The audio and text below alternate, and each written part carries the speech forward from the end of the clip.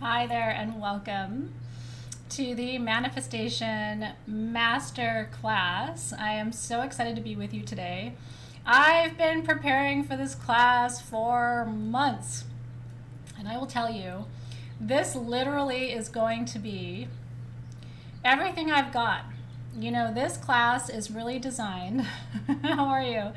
This class is really designed to be a blend of everything I know. And I'm going to take a few minutes to explain what that means to you, but welcome in. This is the first and only time I'm going to be teaching manifestation. And there are a lot of manifestation classes out there. I've taken quite a few of them actually. And I've consistently been disappointed. I always think they're going to teach me how to do it. And most of the classes I've taken talk about what manifestation is, and they give you lots of examples of what it looks like, but they don't actually teach you how to do it. I'm actually here today to try to teach you how to do it. And I hope you're ready and I hope you're excited, because I'm ready and I'm excited.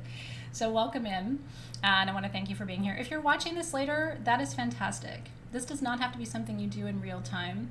My team is going to take some notes for you. So you will have kind of the high level overview in your notes, and then you can watch this experience later and enjoy it. And there's going to be plenty of time for questions, mostly at the end. I will tell you, this is a chock full class. As you know, I have a PhD in leadership. I was a university professor of leadership and management for close to 15 years. And so this is, truthfully, the level I'm teaching you at today is what I would have brought to my master's degree students and my PhD students at university.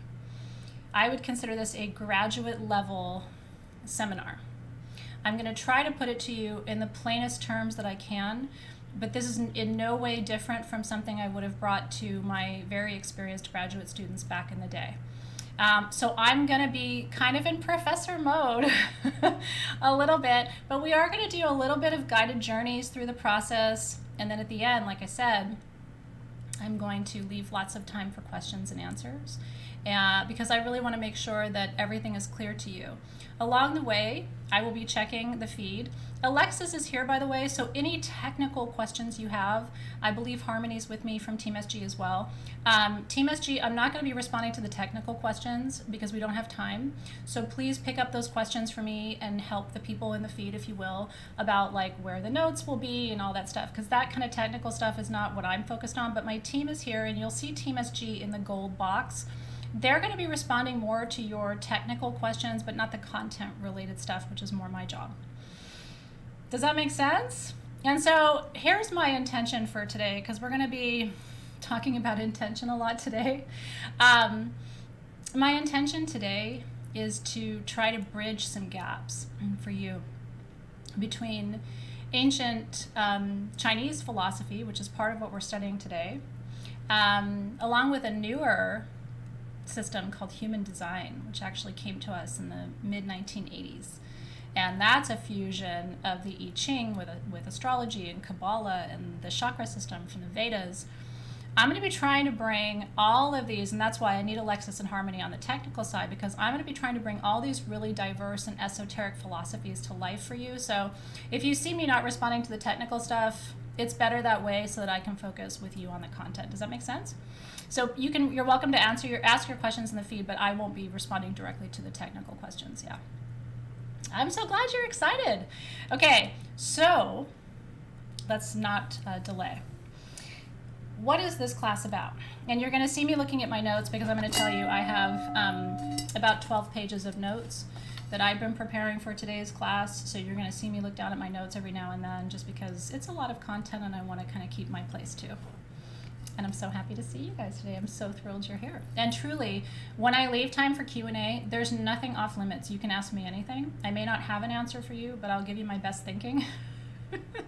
And I will also tell you, in the feed, you have 700 live right now. There's about 2,500 people signed up for this class, but a lot are watching it later.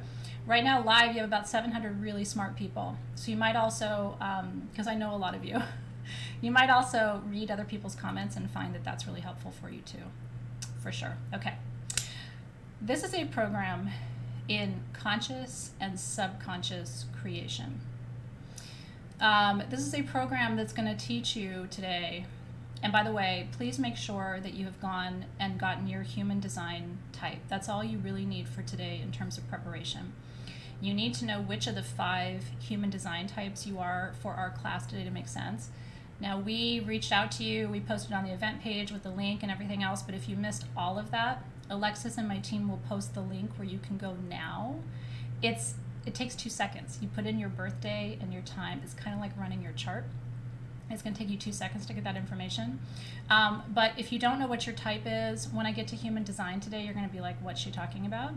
So if you missed all that, 411 on the event page, again, Alexis and Harmony will be posting the link in the feed for you now so that you can go and get your human design type, because that's really important. Yeah, so Irene missed it, Ruchi doesn't have it. So anyway, don't worry, Alexis and Harmony will help you, and then you'll be able to get your type. So today's program is a program in conscious and unconscious creation. The reason I'm teaching this class is I think manifestation is probably the most important subject we can discuss. And I'm trained as a social scientist, okay? So I'm trained to be a skeptic. I'm also trained in physics and metaphysics. I'm trained in psychology.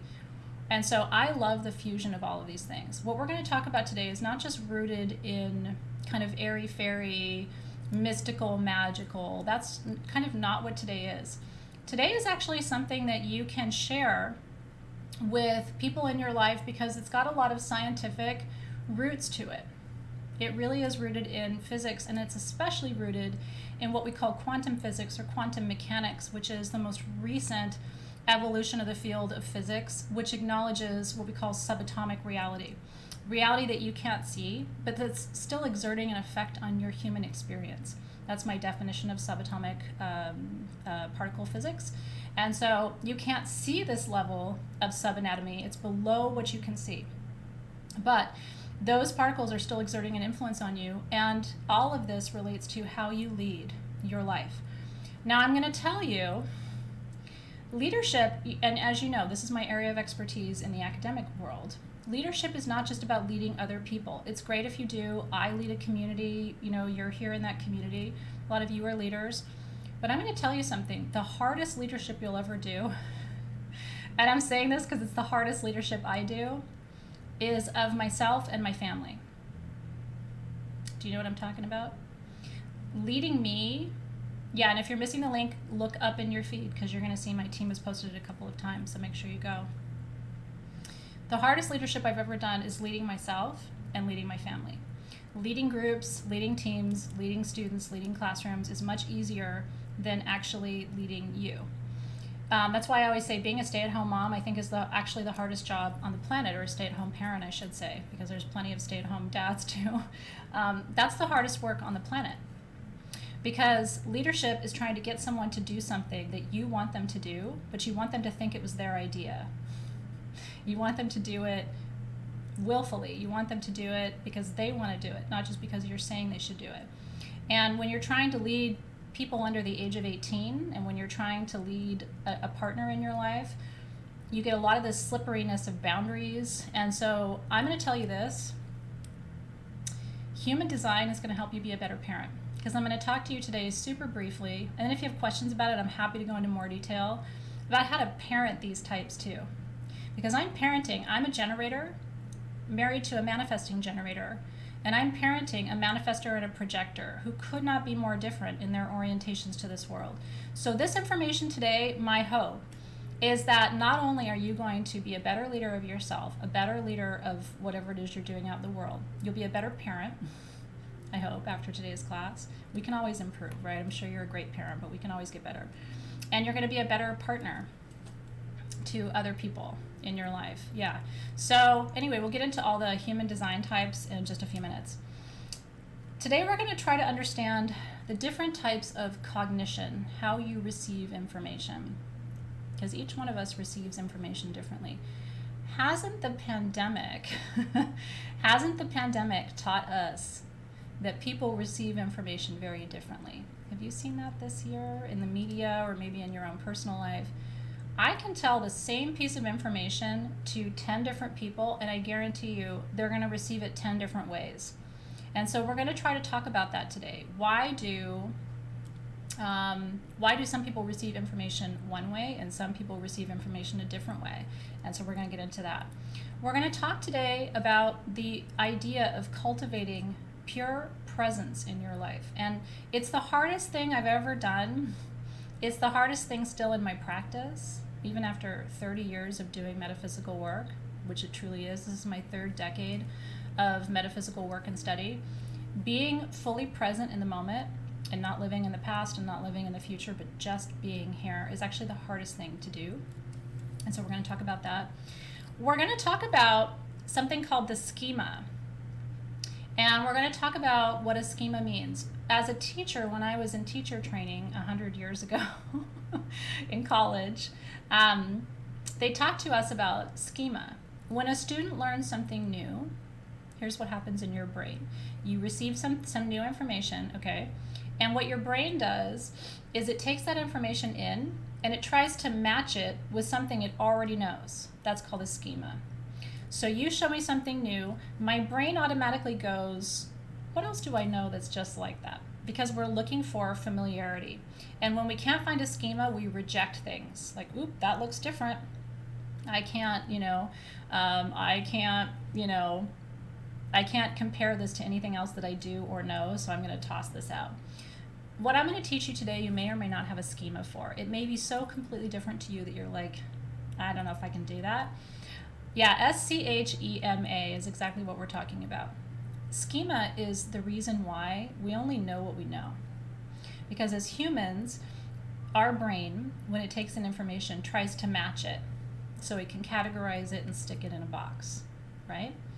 And so we have these schema, we learn something new, we look in our box, we're like, I don't know anything like this, and then if we don't recognize it, we tend to toss it out. So I want to get you to also think about maybe enjoying the process of integrating new schemata, right? New schema, new ways of thinking, new ways of behaving, new ways of knowing. That's going to help to do something really powerful called neuroexpansion. In your brain has the capacity to expand. It's called neuroplasticity. You may have heard that in recent years and decades, because there's a whole field of psychology that's kind of obsessed with this idea that your brain can develop new neural pathways. Even into your 40s and 50s and 60s and 70s, your brain can continue to expand. So today what I'm trying to do is pull your neurons and help you create new pathways, new ways of thinking about information, because this is kind of one of my secrets. I'm constantly creating new neural pathways for myself. I'm constantly creating new schema. We create new schema through travel, through reading books, through YouTube videos that expand our awareness, right? This is how we create new schema. But it has to become a conscious process for you, and you're going to find that by expanding your neural pathways, you actually can bring new solutions to old problems. This is what we call spiritual transformation. So what I'm trying to do today is take these big concepts, like what is spiritual transformation? Well, spiritual transformation is opening up new pathways so you can provide new solutions to old problems and look at things from a different mindset. Like, isn't that what spiritual transformation is? Well, how do we do that? I'm going to teach it all to you today. I am going to give you a roadmap of how to get from here to there. Whether you do it or not is completely up to you. I'm not in your home. I can't check up on you tonight at 8 p.m. and say, are you expanding your neural pathways? But I'm going to give you a roadmap to get there, right? And stay open and stay curious. We're going to talk about infinity today and how to access a higher level of conscious awareness that's associated with expansion, which is one of the key components of manifestation, right? I'm also going to teach you through human design. We as human beings, when we want to create something, we have 2 ways of orienting ourselves to it. This is my interpretation of human design, by the way. We either initiate or we wait. We initiate or we wait. When I go to Team SG, I've had Sage Goddess for 10 years, right? So I've been managing large teams for a decade. When I come to them with a new idea, I can tell you right now who on my team initiates and who waits. when I come to half of my team who are generators and manifesting generators with a new idea, they want to hit the ground running. What do we do? How does this happen? Where do we go? What's next? The other half of the team waits. She's going to give me more information. She's going to give me more of the vision. I need to know exactly what to do. Lay out the steps for me. I want to hear more from her about this. I don't want to make a mistake. Okay? Who initiates, who waits? This is critical for you. What I'm going to teach you today is the reason why the law of attraction has failed all of us. It's failed some of us more than it's failed others of us. But the reality is the law of attraction only works for half of the human design profiles. The other half, it doesn't work for you. So when you think about manifestation, when you Google manifestation, what comes up in Google?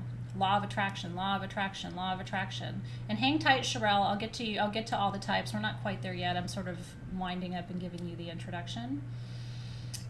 Law of attraction only works for people who are ready to initiate.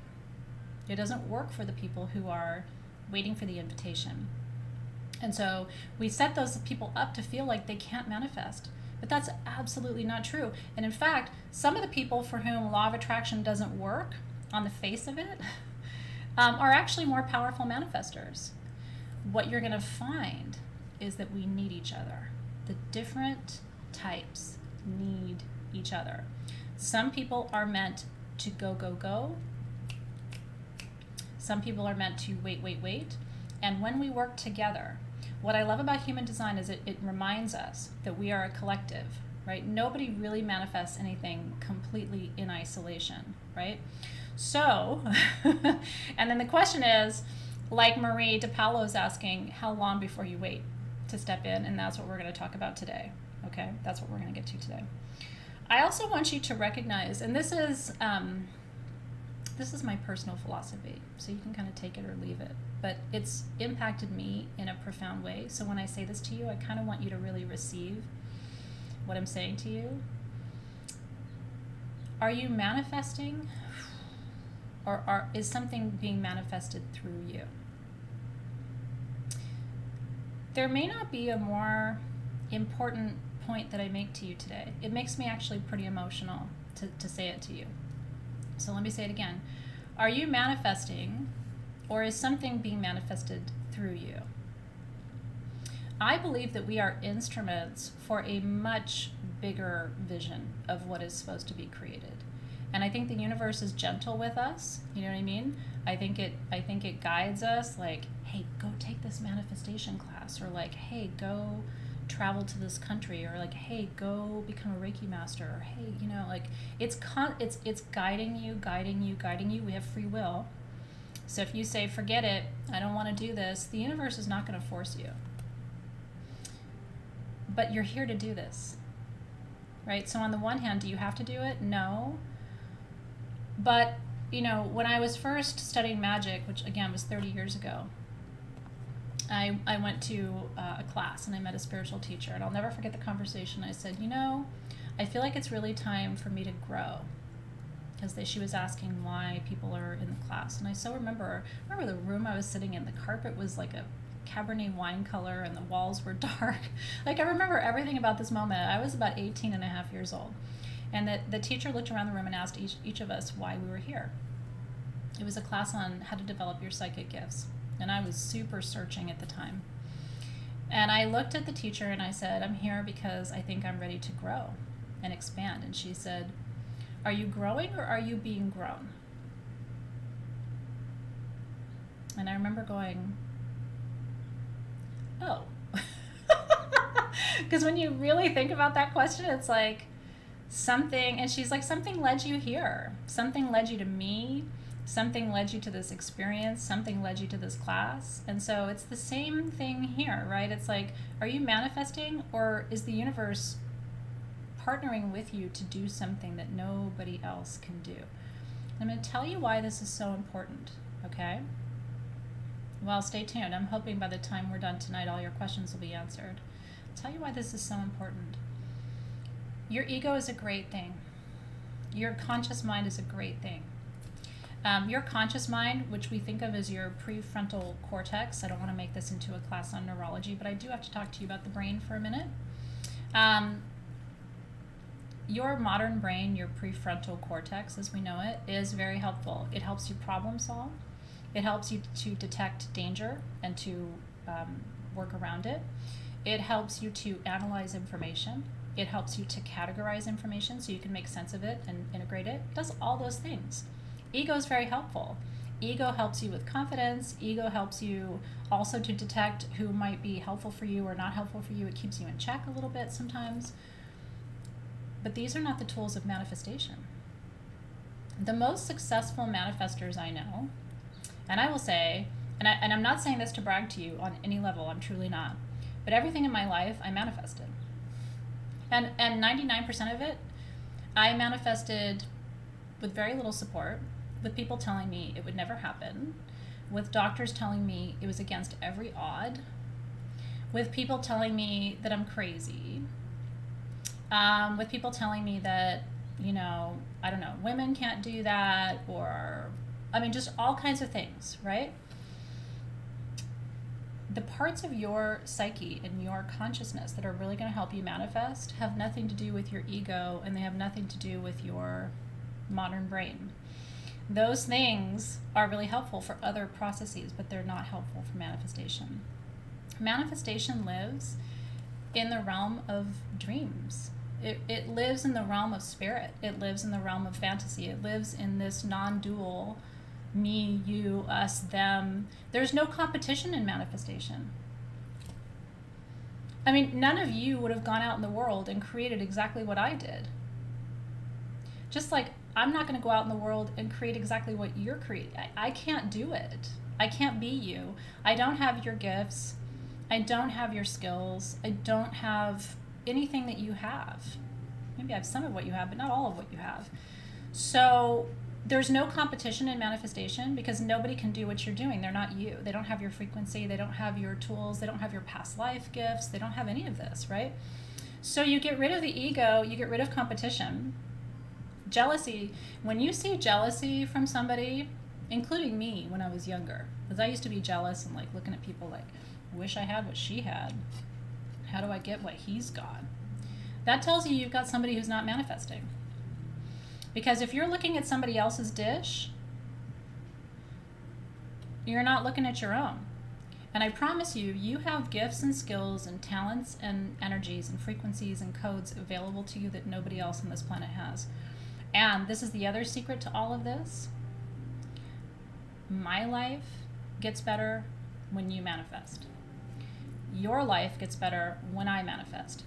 Our lives get better when all of those people in the feed, if I could wave a magic wand today, my one wish would be that every single one of you does exactly what you want to be doing. Because that's when all of our lives collectively get better. And so this takes us to another dimension of reality, because we're not competing with each other. We're actually looking at each other and saying, how can I help you? I want to get you where you're trying to go as fast as I can. Like, what can I do to support you? What do you need right now? By the way, the human design site that I shared with you for your type profile, sometimes with my profile, I've gotten conflicting results from some sites.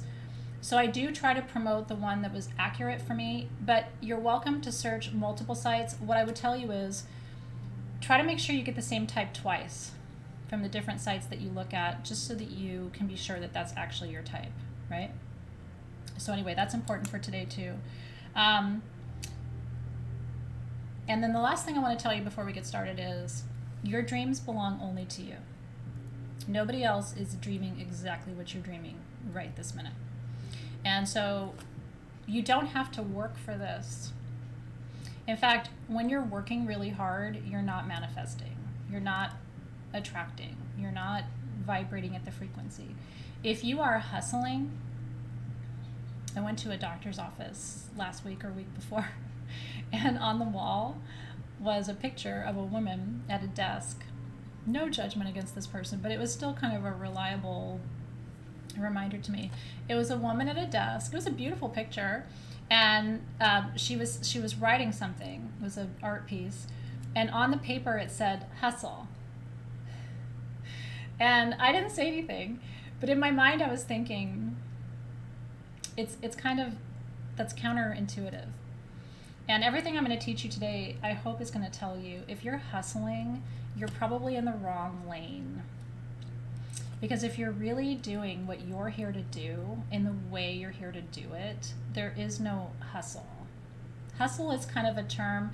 I didn't really hear the word hustle until the last, how about you, like the last 10 years or so.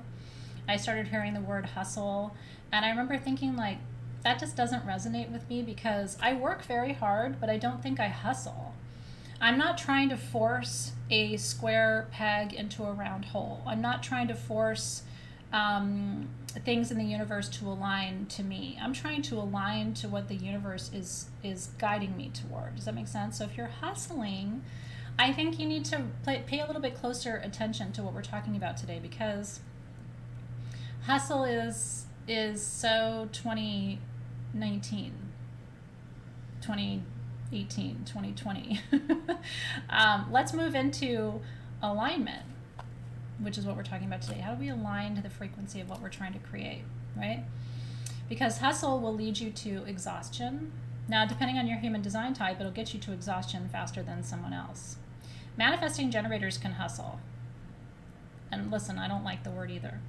But if you want to hustle and you're a manifesting generator, you can. You actually won't burn out. But man, if you're a generator or a reflector or a projector and you're trying to hustle, I just want to hug you right now. It is not going to work for you. And you're going to come to me and you're going to say, I'm exhausted.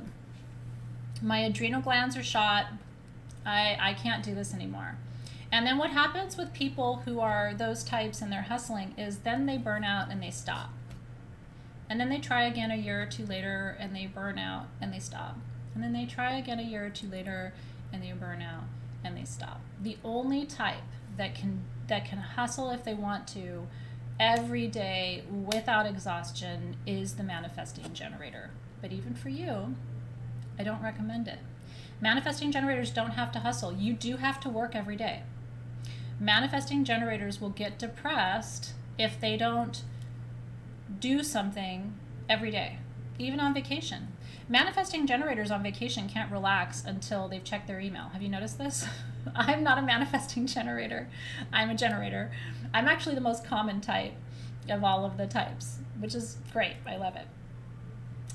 But manifesting generators, my husband's one, on vacation, he has to check his email in the morning or he can't relax. Anybody else understand that? Now, after that, he can. But I have to give him that time and space to check his email even when we're on vacation, because that's how he unwinds. Does that make sense? So we're going to get into all of that today. And again, plenty of time at the end for you to ask questions like, hey, I'm this. Can you tell me about that? Right? Like Joanne said, I'm a manifesting generator, always exhausted, right? Fibrocardio or chronic fatigue. If you have fibromyalgia, chronic fatigue, or autoimmune disease, I just want to pause here and say what we're talking about today is not even just about manifestation anymore. It's about your health, truly. Because a lot of people with autoimmune disease, which is actually your body fighting itself, you know that, right? Autoimmune means it's your immune system is attacking itself. Auto means self, right? Like autobiography. So autoimmune folks, our immune system is attacking itself.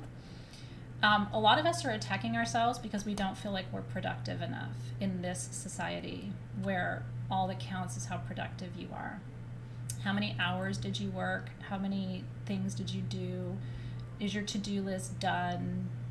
You know, do your kids have everything they, like 6, the 7, the 8, the 9, the 10. And so a lot of us come up short and based on our type. And then we end up being frustrated with ourselves, and we send that energy into our bodies, and our bodies react by going, well, screw you. You're not going to love me. I'm not going to love you back.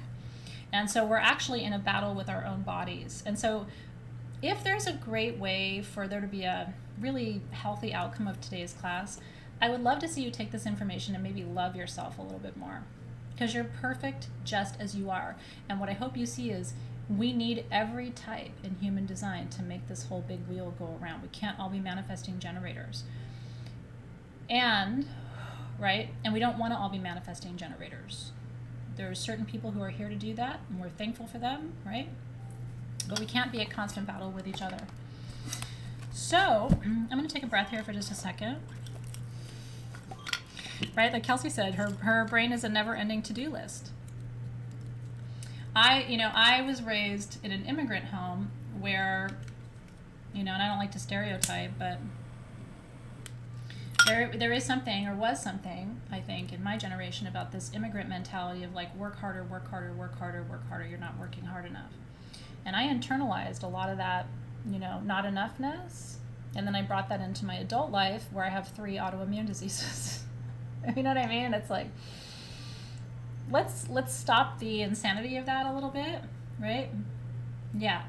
So we'll talk about all of your types, and yeah, work harder, work harder, work harder, right? Today I'm going to teach you how to work smarter. The answer is not to work harder. I promise you, when you're 80 or 85 or 90 years old, if I can interview you at the end of your life, you're not going to look at me and go, you know what, Athena? I wish I'd worked harder. Very few people say that at the end.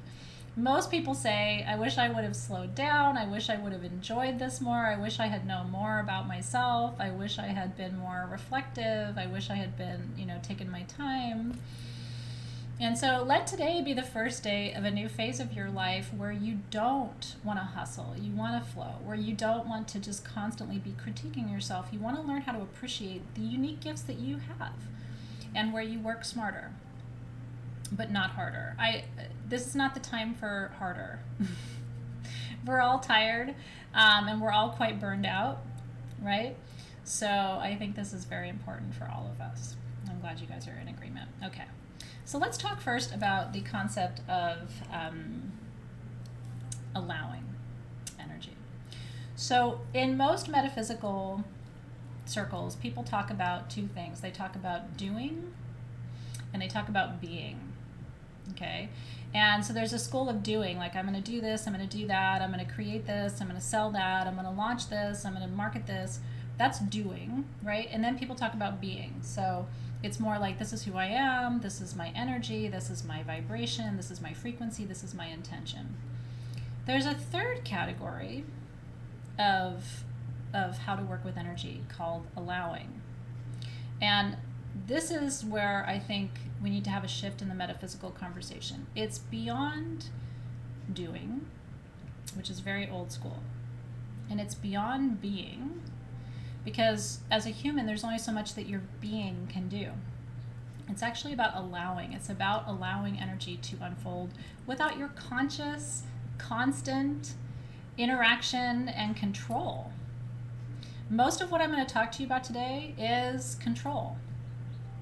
We want to know what it is, we want to figure it out, put it in a box, and forget about it and move on. And then know what it is, figure it out, put it in a box, move on.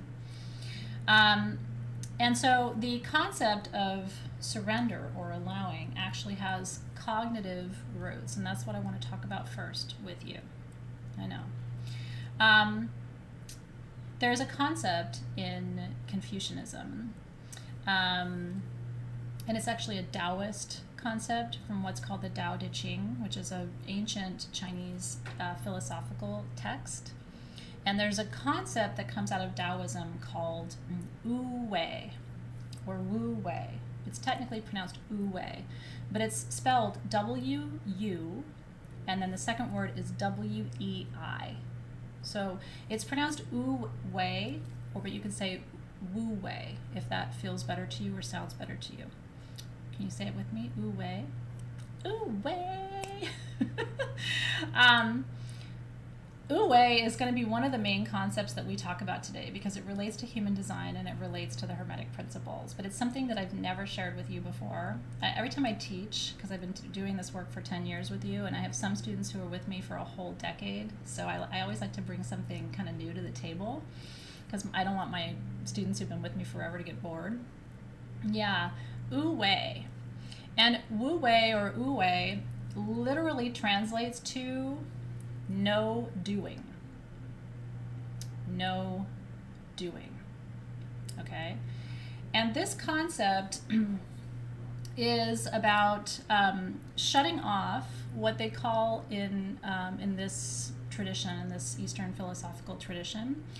It's about shutting off this modern brain that we have, this prefrontal cortex, and it's about activating the ancient brain, the older parts of your brain. And those older parts of your brain don't even have language, right? They can't even express a thought in words, but they have emotions and they can smell. Like, this older part of your brain is very primal. And I'm going to try to get you into this. No way, woo way, right? Woo way, baby. This is a life-changing concept. And like I said, if the only thing you get out of today is just thinking differently, I will feel very successful. I think you're going to get more than that. But if all you get today is like, you know what, I'm going to think about my life differently because of what she just said, that's a payoff for me. So in Wu-Wei, which is so contradictory to like United States culture, if you think about it, we have to stop doing. We have to stop pushing. We have to stop hustling. We have to stop trying in a way. And what that does is gets you into a different layer and level of consciousness. Now, and that's true, the limbic system is exactly what we're talking about.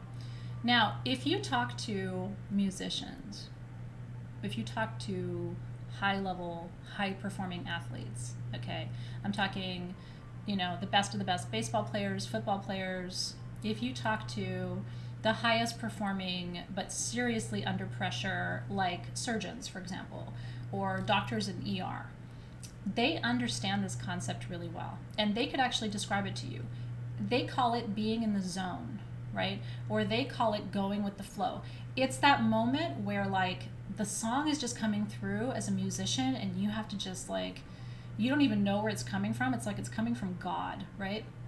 Or that musician on the mound, right? Who's just, or the athlete on the mound who's going to pitch, and they don't even know, but they can feel the force coming through their hand, and they know exactly how to deliver that pitch, to pitch those strikes, and they don't even know where it's coming from. They're trained, but in that moment, they're not following the training. They're following that flow, and they're not overthinking. They're not like, ooh, I got to get that pitch right there. They're in that zone. And when they write that song, when they release that song, we receive that song and we're so moved by it, right? That song makes you cry. Well, why does it make you cry? Because it was created in Wu-Wei. It wasn't created because somebody said, Hillary, guess what? I need you to compose a song by 5 p.m. It needs to be in this key. It needs to be with this lyrics, and please let me know when the song is finished. Right? No musician really composes the magic that way. They take their time, they go off into the desert, they go on a boat, and they find their way to connect with source energy to get into that zone, right? So this is Wu-Wei. When you get into Wu-Wei, okay, according to Taoist philosophy, are you still with me?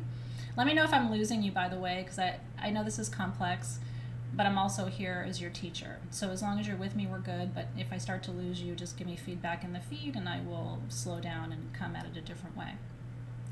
Hillary said she would do it, by the way. And you could, Hillary, because you're talented enough. But as an example, right, it's like most musicians don't want to function that way. When you're in Wu-Wei, you experience something called Da. It sounds like D-U-H, like no da. But it's spelled D-E, okay? D-E, can you say it with me? Da, da. Like duck without the CK, okay? So when you're in Wu-Wei, okay, cool, thank you for the feedback. When you're in Wu-Wei, you experience and you express something called Da. And Da is this charisma, okay? Think about it again. When you see someone, thanks you guys, it's the Tao Te Ching all day long. When you see someone, when you see that pitcher in the zone, right? When you see that performer on stage and they're just like, I mean, weird example, but like, I saw Britney Spears perform live 6 or 7 years ago. And she was totally Wu-Wei. I mean, she was completely in her zone. And it's magic, right? When you see these people who know how to tap into that magic and you're watching them in that zone, it is remarkable to witness.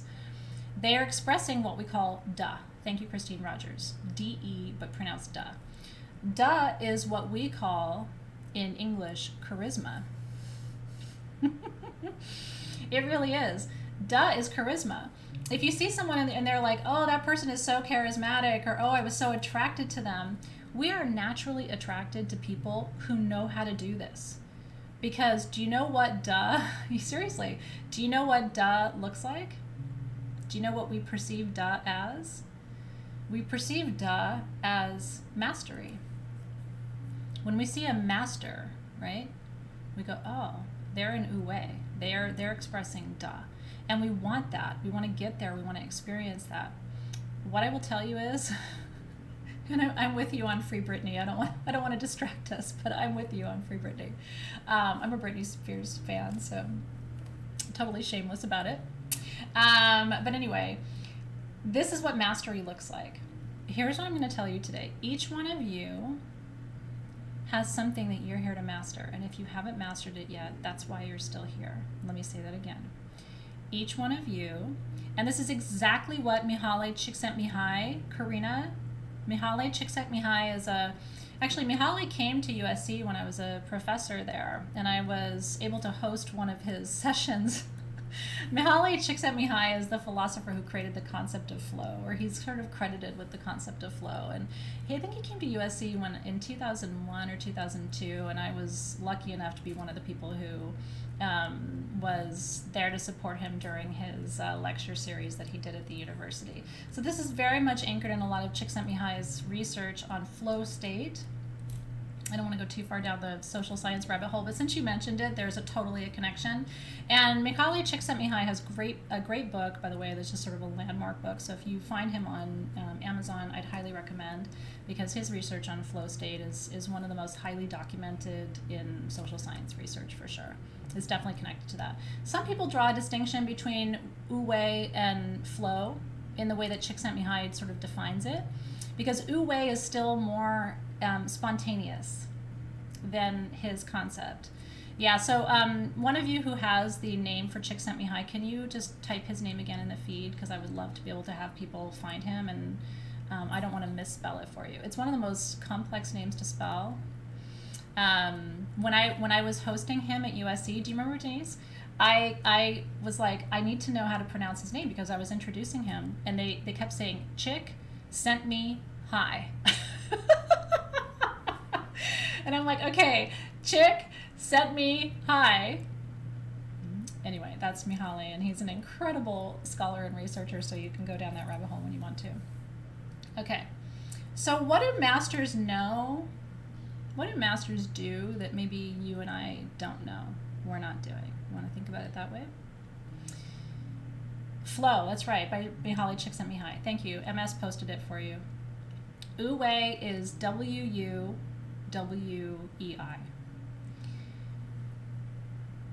These masters, these folks who understand flow, right, and who understand this concept of wu wei, they have drawn a distinction between hot cognition and cold cognition. And let me explain what that means. When you are overthinking, I swear to God, I'm a member of Overthinkers Anonymous. Is anybody else also a member of Overthinkers Anonymous? I'm an expert at overthinking. If you give me something to overthink about, I can perform for you. I can overthink about things from 10 different perspectives. If you need to hire me to worry for you, I'm also very skilled at that. I can overthink. I can come up with all kinds of hypotheticals that are never going to happen. It's one of my very special gifts. And I knew I was not alone. I'm going to tell you right now, and I'm saying this to you with love as your sister in overthinking. If you want to manifest, you have to stop. But I'm going to teach you how to stop today. Let me say it again. If you want to manifest and you're an overthinker, your overthinking is the reason you have not manifested what you want yet. This is why I'm spending all this time teaching you, and I'm going to transition in just a minute. But I am going to teach you, the next part of my teaching for you is the 5 or 6 steps to getting into wu wei. Are you ready? You cannot manifest if you overthink. It will not happen. Interesting, right? Let's get to the how. You ready for that? When you overthink, and again, I want you to look at my head and think about my brain. This part of your brain is the new part. This part of your brain is the old part. Overthinking happens here. Do you ever get headaches right here? Because you're like laying there going, well, what if? Well, what if? Well, what if I do this? And then, oh, and what if that happens? And if that happens, well, oh my God, there's something. Well, but then, well, I can't do that. I can't manifest that, because if I manifest that, then I'm gonna have to move to Michigan. If I move to Michigan, then I'm gonna be close to Canada. If I'm close to Canada, it could get really cold. If it gets really cold, I'm gonna need a whole new wardrobe. And if I get a whole new wardrobe, I'm gonna have no place to store that. So I'm gonna have to move to a new house. And if I get a new house, I can't afford that. It's like a higher electricity bill. And then if I have a higher electricity bill, then I'm gonna have to get a second job. If I get a second job, I won't have time to do. It's just like, what? Have you ever played that game with you before? It's like, wait, all of a sudden you're living in Canada with a higher electricity bill and too much clothes? Like, what just happened to you there? But my kids do it, right? They're like, if I fail this test, then I'm not going to get into college. And if I don't get into college, then I'm not going to be able to get a job. And if I don't get a job, then I won't be able to have a family. If I don't have a family, I'm going to be alone forever. If I'm alone forever, I'm going to live in the middle of the desert by myself. And if I'm by myself, I'm going to be really sad, and I have to get some animals. And if I don't get an animal, then... You literally just like watch the process unfold. Okay, this is not a gift to you, except to the extent that it helps you analyze things so that you can make sense of information. This part of your brain is where you manifest. So we have to learn how to shut this off and activate this. We have to be able to subdue that prefrontal cortex. Now, there's a very interesting set of studies that Edward Slingerland talks about. Sorry, I got a hair in my eye. Edward Slingerland talks about a series of studies that they did where they actually put people in MRI and had them overthink, okay? And as they were overthinking, the whole prefrontal part of their brain was like booming, right? And then but then totally switched gears on them and had them start to work on a creative project with no guidelines, no rules. Just go play a song, go play outside. This whole back part, this shut off, and this whole back part of the brain lit up, okay? And so this is part of that entire process of learning how to shut this off. Now again, in Western society, your boss rewards you for this, right? Your boss isn't rewarding you to go sit outside and talk to the birds and lay down and take a nap or create art on your own time. Your boss isn't rewarding. Most bosses are not rewarding you for that, right? So this is where those of us who live two lives, right, where we have a creative life that we're trying to support and we have a sort of a job that we have to do from 9 to 5, we're going to have to learn, I've had to learn, this is what I'm trying to teach you today, how to navigate this. The reality is, because I'm a mom, and because I'm a wife, and because I'm an employer, I have to spend some of my time here. Otherwise, I seem like a crazy person, right? Like, it can't all just be flow state. But if I don't have this activated, I can't be here with you. You wouldn't want to work with me. Sincerely, right? I mean, you're here to work with me because I do energy work and because I know how to move energy and because I've really lived into my purpose, and so I'm connected to what it is I'm meant to do here on this planet, which is not necessarily just this stuff. So I live in both worlds. So what I want to teach you today, so overthinking, this is the hot cognition, this is the cold cognition, this is the hot cognition. Okay, so you want to shut down the cold. We call it cold cognition because it literally shuts down your creative process. It just shuts it down. Okay, and we call it hot cognition because for most of our human design types, that cognition back here is actually coming from your sacral chakra. It's actually not so much about your brain as it is about your energy centers. Does that make sense? So overthinking is cold, shut down, right? Think about what cold is. It contracts. Pain in your body is a contraction. Stress is a contraction, right? I think about a lot of my grandmothers and great-grandmothers had this really crazy posture as they got older. I mean, literally like this. By the time they were in their 70s and 80s, they were like less than 5 feet tall. And I think that's also the effect of life. It's like overthinking and stressing and getting small and contracting and pain and wounding and fear and trauma, right? And you get small. Hot cognition is about expansion. It's about opening. It's about awareness. It's about allowing. It's about shutting this shit down so that you can actually hear this, what you call the voice of God or the voice of soul or something like that, right? When I look at those pictures of my grandmother, it's like I have a lot of sorrow because I don't think she had anybody sort of saying, well, but where's your gift, right? There's still room for this. You still have time. What inspires you? What moves you? Let's talk about art. You know what I mean? Like, life was hard, and so she contracted. So I feel like my job is to begin the process of expansion and then to continue to teach this stuff, because the next generation needs us to approach life from this perspective. Okay, so I'll tell you what stimulates Wu-Wei for me, and then I would love to hear from you too, what stimulates Wu-Wei for you. And by the way, I'm so glad you're having fun. When I tell you that I've been counting the minutes until this class started for months since I came up with the concept, it's really true. I'm so thrilled to be here with you today, and I really hope this class moves the needle for you. My ways into Wu-Wei. Music. This is why on SoundCloud I have all of these playlists that I've curated, and each one of the playlists, and you're welcome to follow me on SoundCloud, it's free. You know, it's like my playlists are all public, but I've curated these playlists because music has a frequency and it can get you from this cold cognition into hot cognition. Time in nature does it for me. Orgasms do it for me. Experiencing art in any form does it for me, truly. Travel does it for me. Getting the flock away from my cell phone does it for me. Facebook for me is the opposite of Wu-Wei.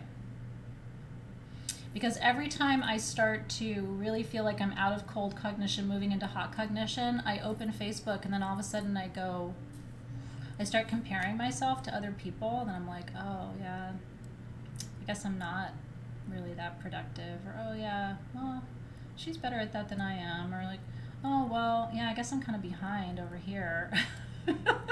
So getting away from my cell phone really helps me.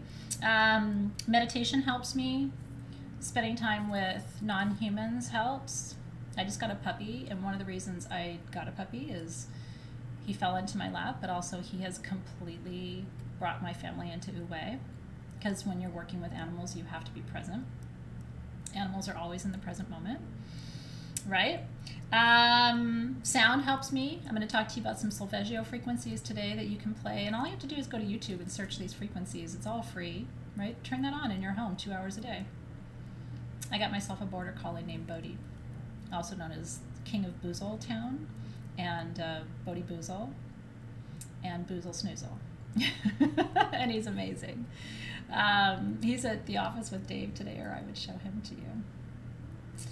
Working with mantras and malas gets me into Wu-Wei. That's why I have a mala with me every day, because I'm constantly working with mantras, and I'm going to give you some mantras today that you can follow. Cannabis is great for Wu-Wei. I know some of you live in states where you can't work with cannabis, so I'm not advocating it if it's not legal where you are, but ooh, it's nice for Wu-Wei. I showed you like a little bit of that. So those are some of my suggestions for different ways. Cooking can get me into Wu-Wei if I'm not like trying to cook for my family and they're all sitting there with forks and knives waiting for the meal. Like if it's actually a creative process, that can get me into Wu-Wei. Teaching gets me into Wu-Wei, like being here with you. I'm in the flow. I'm not stressed. I'm just enjoying the process, sharing information with you, learning from you too, right? And I'll get to the frequencies before we're done tonight, and then I'll also go to YouTube later for you, and I'll grab some free videos of these frequencies. And what I'll tell you is, might sound crazy, play them when you're not home. Play the solfeggio frequencies when you're not home. Play them near your crystals, because your crystals will absorb that frequency and they will play that frequency back to you, even when you're not playing the music. I'm totally serious. Your crystals hold that energy. Gardening is great. Crafting, Cindy Ralston, 3000%. Dancing, right? Like belly dancing is great for Wu-Wei because it stimulates the sacral chakra, so we're getting our like real groove thing going. Yeah, and I will also post for you later a list of my Uwe suggestions on the event page, would you do me a favor? Because I would like to read yours too. Would you do me a favor later if you have time after we post that, and will you add yours? Because you may have a way into Uwe that I haven't even thought about before, and wouldn't that be a cool list? We can come up with like 100 different ways into Uwe that you may not have thought about before. Coloring is great, right? And for Sherry, it's organizing. For some people that would drive them crazy, but for her, it brings her into Uwe. I like to organize too. My Venus is in Virgo, so tidying up is very relaxing to me. Okay, good. By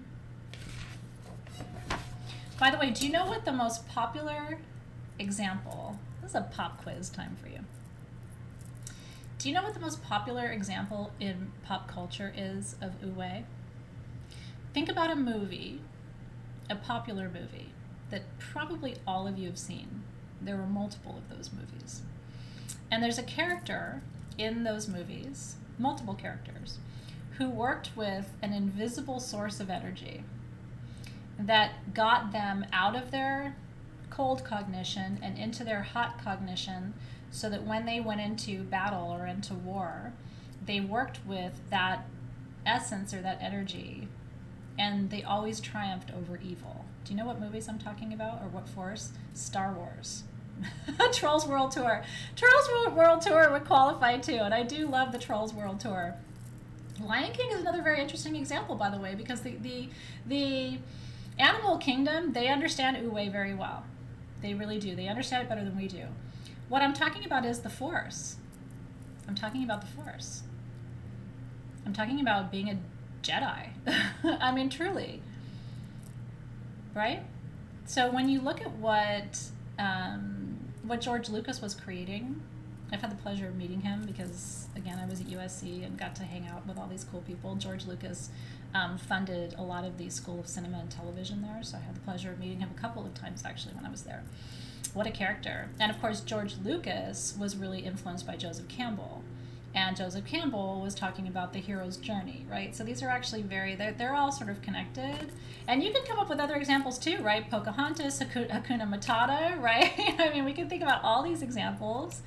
The Mandalorian, but it's all kind of the same energy, frozen, right? Isn't that fun? So what I'd like you to do is just think for a minute about like all the manifestations of this that have come forward for you in your life, right? It's like the zone or the force, or like when the Jedis are working with the Force, this is not a cognitive process. This is not their prefrontal cortex. This is them tapping into something much older and more ancient and wiser than they are, and it helps them to manifest an outcome. And people who don't understand energy would look and say, well, that's crazy. But is it? I mean, when you really learn to trust your intuition, it gets louder and it gets louder and it gets more accurate and it gets more accurate, and eventually you're like, all I really have to do is listen to this thing. It's always speaking. And when you make mistakes in life at a certain point, right? Thank you for that, Marie. But when you get to a certain point in your practice, you realize that's the whole practice. Is just getting quiet and learning how to listen to this voice that is always trying to guide you. But it's drowned out in all of this. It's drowned out. And then once you awaken this, it's like you start to want to make space for it because you realize how powerful it can be. What I'm going to show you now so pay close attention to this part, not that you're not paying attention, but just to sort of bring you back in, because this is my sort of 5-step process for how to enter Uwe. And I will tell you this too. I mean, most of the masters of Uwe, going back to the ancient Confucian scholars, would tell you there's really no one way for anyone to enter Uwe. It's a little mysterious. And it might be different for you, right? For some of you, going running might get you into Uwe. I don't like to run, I'll just be honest with you. If you ever see me running, there's probably someone behind me who's chasing me.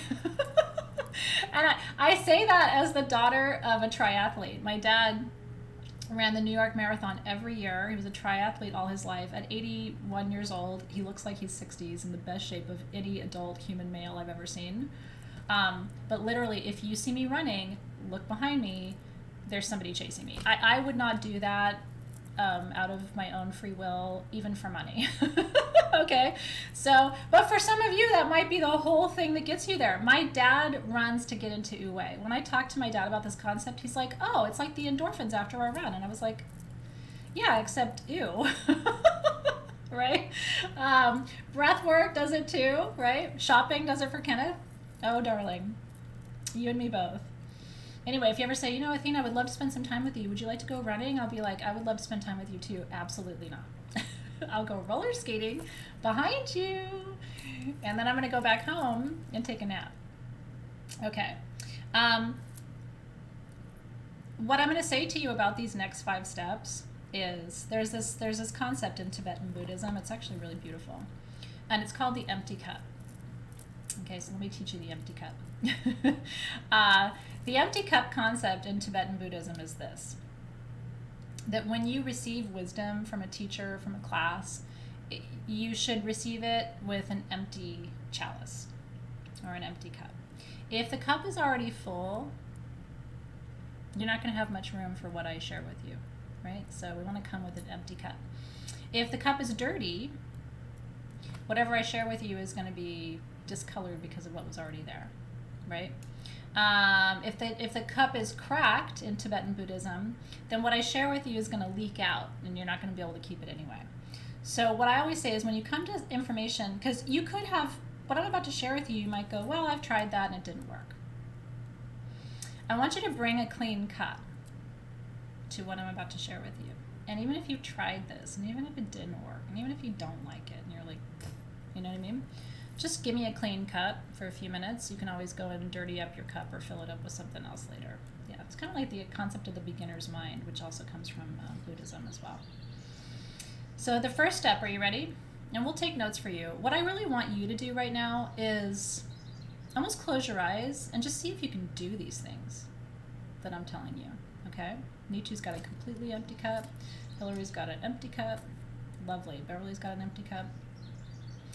The first one is you have to choose, and this is how they describe it in Wu Wei, a desirable model of your aspirational state. Now this is where schema can actually be really helpful. Are you ready? Because how do we know what's desirable unless we've kind of seen it somewhere, right? So I don't know if you've noticed, but like I kind of spend a lot of time looking around at people and getting inspired by people, and sometimes I bring them to you or introduce them to you, or I'll share content from them. Like they inspire me, right? So I'm constantly looking around like, is there somebody out there who has or is or creates in a way that I want to, that would be considered a desirable model for me? This is the step. Now I'm giving it to you in Confucian terms with this desirable model. Really what this is intention, okay? What is your intention? What is that desired state? Not where you are right now, but where you would like to be. So I've lost like 8 pounds. I gained about 10 to 12 during the pandemic because maybe you're not like me, but all I did pretty much was bake, cook, and eat for the first 12 months of the pandemic. When I look back at all my Facebook stories, it's all like, check out my enchiladas. Hey, I made biscuits. Anyone want cookies? I've got Alfredo sauce. I mean, I'm a very good cook. But that's all I did for the first 12 months. And then I turned around and I was like, we had a little come to mama moment, right? So my desirable model was, I don't have huge expectations, but I just want to lose those 10 or 12 pounds I gained because I'm 5'2". Do you know what I mean? Like that's on a short person. I'm really like 5'1 3/4. That's like kind of a lot for me. Okay, my clothes weren't fitting the way I wanted them to. All right, so I did this process. I set a desirable state. I want to be back where I was at the start of the pandemic. Which means, by the way, the food around here has sucked for the last 3 weeks. Even my kids are like, you haven't cooked anything with cheese since the beginning of June. And I'm like, get used to it, honey. I know, I'm not calling you out. I'm just saying I cooked 3 meals a day with about Paula Deen style, like 2 sticks of butter per meal. That was my way of coping with what was happening. So I set the intention, I figured out what the desirable model is, and I established that. That's the first step of getting to, or of manifestation in general for me. So we're going to talk about the process, and then we're going to talk about your human design, because then we're going to talk about how you might be different than me in how I approach this together. And by the way, cheers to all of you. Lorian's lost 9. And even if you've lost none, that's okay too. Right? You have to, I mean, maybe you're not trying to lose weight, but that's been one of my goals, is to get back into my pre-pandemic shape. Dina's lost 40 pounds. Okay.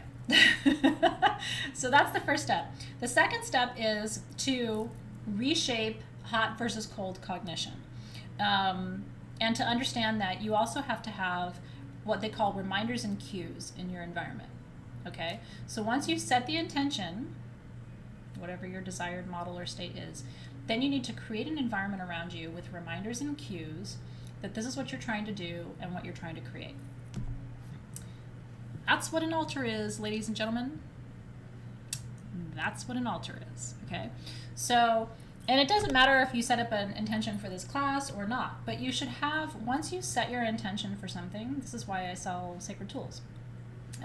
Because the crystals and the tools and the grid and the essential oils and all of that, these are cues, right? When you smell, when you touch, when you grid, when you activate energy, these are reminders. You can, instead of using an altar, you can write on little Post-it notes and stick it on the mirror, right? To help you stay focused. Now this is, again, not focused like mental focus, to help your energy stay aligned, which is a different type of focus. The cold cognition focus is, I have to lose weight, I have to lose weight, I have to lose weight, which doesn't help you lose weight. The hot cognition focus is, I want to adapt my entire environment to be supportive of this intention.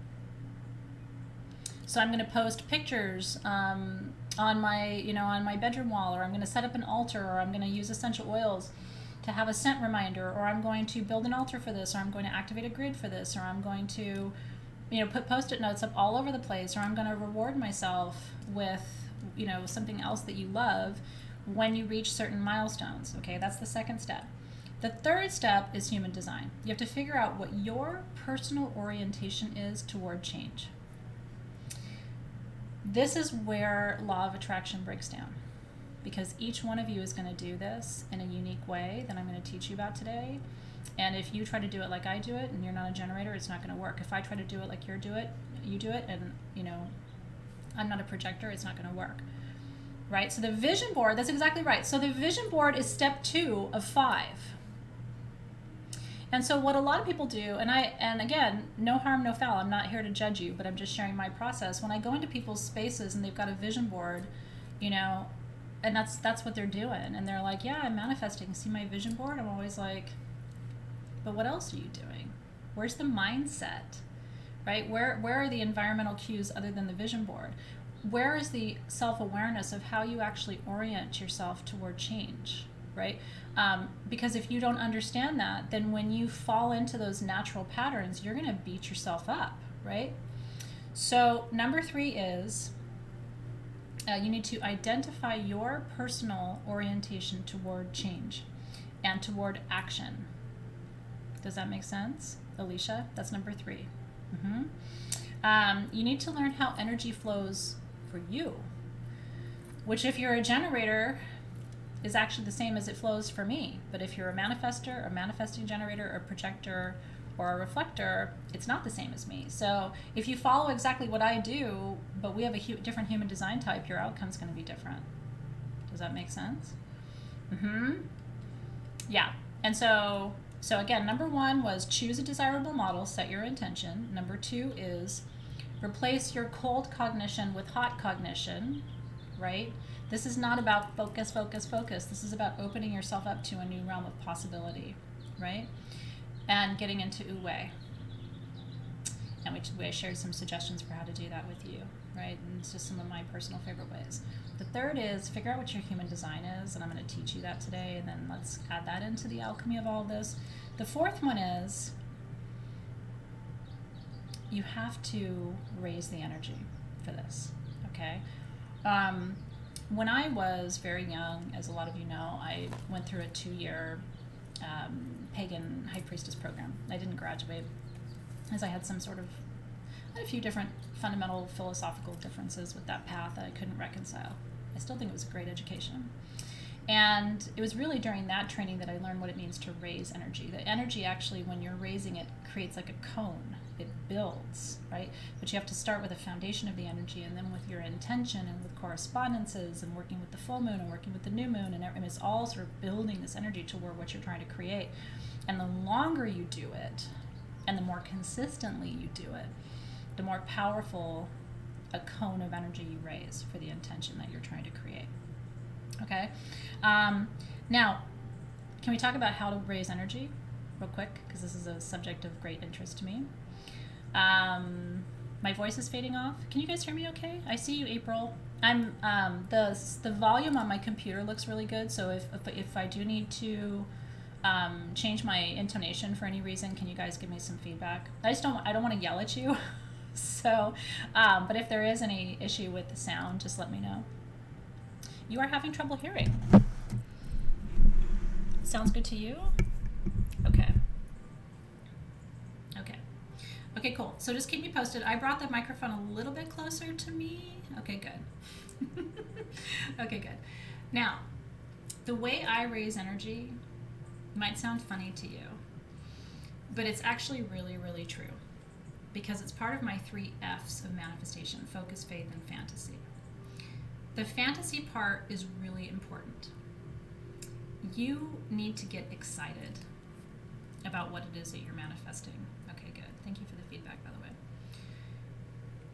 And what a lot of people do when they're manifesting is they create artificial excitement, right? So I say, get excited about what you want to manifest. And they're like, I'm excited. And I can just tell that it's like, it's not that. Do you know what I mean? It's not like, oh, I'm excited. You need to build genuine excitement, passion. I mean, intense excitement. When you get excited about something, you would not believe what you magnetize. I mean, it's like the whole universe responds to it. And how attractive are people who are excited, right? It's like it's contagious. You're just like, oh, I just want to be more around that person.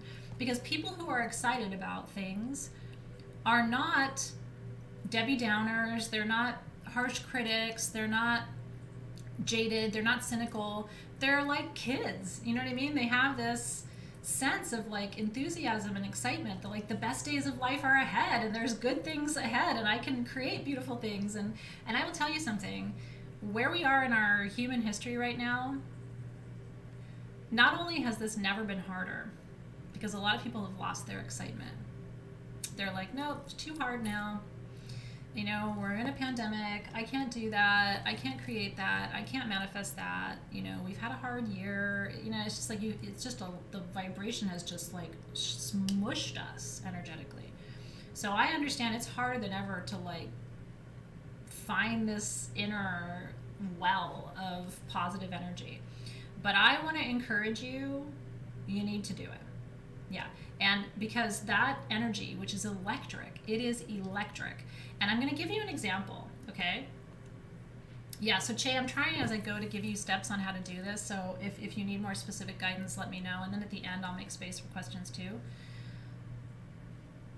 You need to think about the last time you really wanted something really bad.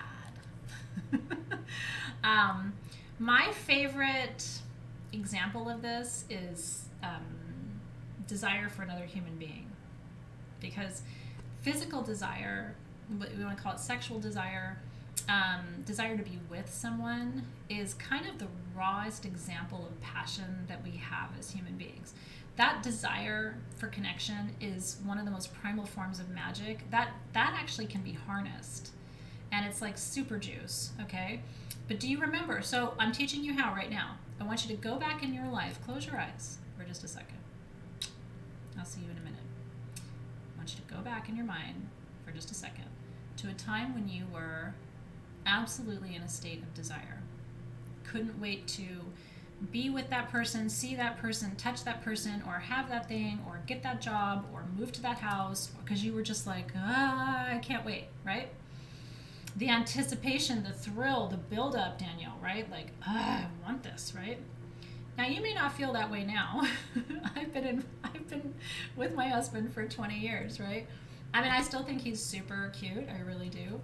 But I'm not like literally attacking him when he comes in the door, right? And that's best for both of us, right? I mean, you know what I mean? It gets a little weird when you're still attacking your husband when he comes in the door at the end of the day. That doesn't happen here. But I remember those early moments where it was just like, you're hunting, right? Like, oh, I can feel that. And the more time I spend there, so I want you to, as you're sitting in this place of closing your eyes, like, I want you to feel that energy again. And I want you to notice where it sits. This energy sits in the sacral domain. This is lower chakra energy. Empaths should be doing this every single day. You want to make it tighter and hotter? Do some Kegels while you do this. You know what Kegels are? You're tightening that Kegel muscle, and while you're thinking about this and like generating all that desire, like tighten up those lower chakra muscles, and really, because that will help to expand and contract and get your entire lower body into this. Like, feel your hips on the floor. If I was sitting with you, I'd like shake your hips a little bit, right? Feel that lower chakra energy, that desire. Imagine if you could harness that and bring it to your work, or bring it to your creative project, or bring it to your relationship today, right? Like, getting there, like, and it's all butterflies in the stomach and lower chakra situation. This isn't even heart chakra, right? We can love things without wanting them like this, right? This isn't even throat chakra. You don't have to speak this. And this really has nothing to do with your intuition. What I'm teaching you today for manifestation is tough for psychic people because they think that manifestation happens here. But it doesn't. Manifestation happens here, in your loins. It does. And so this is why so many empaths are like, I lit my candles and I said the mantra and nothing happened. I don't think it's meant for me. Like, these are the conversations I have. I lit the candle 6 times. And I said the mantra, and I've closed my eyes, and I'm visualizing. And I just want to go and like hold them, and I want to shake their lower chakras. You know, it's like, it doesn't matter how many times you light the candle and visualize and hope and close your eyes tighter and pray. It's like, what's happening in the bottom of your body? Give me some Kegels, right? So that's the paradigm shift for a lot of empaths today. If you're trying to manifest here, you're in cold cognition.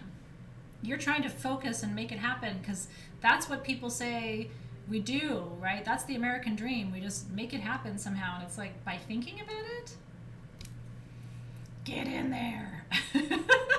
That's really true.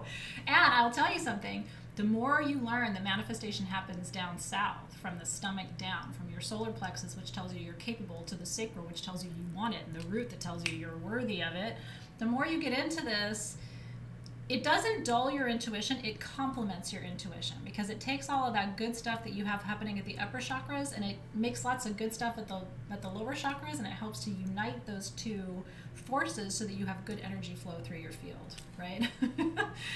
I'm totally serious about this, by the way. So that is number 4.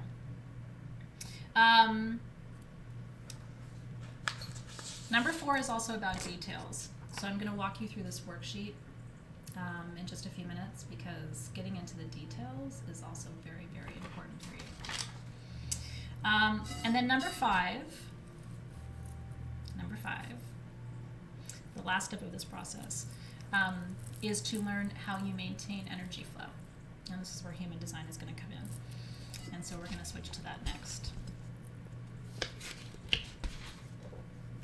You guys have any questions right now? That's right, when you feel the tingles. So what you can do as an exercise is, and let's say you don't know what you're trying to manifest. What if you're here and you're like, you know, Athena, I know I've got this like bigger purpose, but I don't know what it is and I don't know how to manifest it. What do I do then? What I would say is, go back to a time when you did know what you wanted and revive that energy stream, because that is the most generative, procreative, magical force you have access to. And you might say, well, it's been a long time. And I would say, that's okay. I don't care if it's been 30 years since you wanted anything. I don't care. But I want you to go back and I want you to not just think about it. Get out of this. I don't want you to think about it. I want you to embody it. So where was that? And what you're going to notice, here's how you know when you're getting here, okay? When you can feel that energy. Okay, again, this is sacral chakra. You're not going to know it, you're going to feel it. When you can feel yourself, and a lot of your autonomic functions will shut down. When you are in Wu-Wei, you are not hungry, you are not tired, you're not yawning. Yawning is always a sign that you are not in Wu-Wei. Okay? Because when you are activating Wu-Wei, you are activating the energy of desire. And so it shuts down your digestion. Are you real hungry when you're in love? Every time I've been in love in my life, I have lost 10 pounds. Because I can't eat. All I want to do is be with my person, right? So it's just like, I don't want to eat. I don't want to sleep. I'm not yawning. I'm not tired. I'm just in it, right? And so you want to feel all those things again. If you're overeating, you are on the opposite side of Wu-Wei. If you are yawning and exhausted and you're in bed all day, you are on the opposite side of Wu-Wei. Wu-Wei is a battery for you, right? It is a battery. So I'm not saying that weight is the only sign, but your appetite will shut down. All of your sort of sympathetic autonomic functions are going to shut down. Your digestion changes, right? Your metabolism kicks in. You have no appetite, all those things. And if you remember those times in your life, again, I'm giving you cues to try to remind you, because a lot of us can remember being there, but it's been a long time. Meditation can signal that, or yawning during meditation can signal that you're really deep into a meditation, but that's not necessarily a creative place. There's a difference between deep trance meditation, where sometimes you fall asleep, and Wu-Wei, which is a space of spontaneous creation. Does that make sense?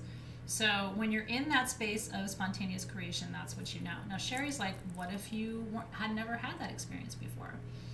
Then what I want you to do is not rely on the past. I want you to rely on the future. Can you imagine, Sherry, something that you really, really, really want? And can you imagine it happening for you today? I don't know what it is for you. I can imagine, my big lifelong dream is to own a winery. I don't know that it'll ever happen. I'm almost 50, and at some point I would like to retire. So the idea of starting a winery in my 50s and 60s wears me out, although my psychic friends tell me it will happen. I don't know. But that's my lifelong dream. If somebody came to me today and said, here are keys to the winery of your dreams, somebody built it and you just get to go and walk into it and now it's yours. I don't even know how I would feel. I would be really excited. I'd be like, oh my God, really? This is like a dream, right? Well, and so MS just said something that's so important. MS said, I'm afraid of being disappointed again.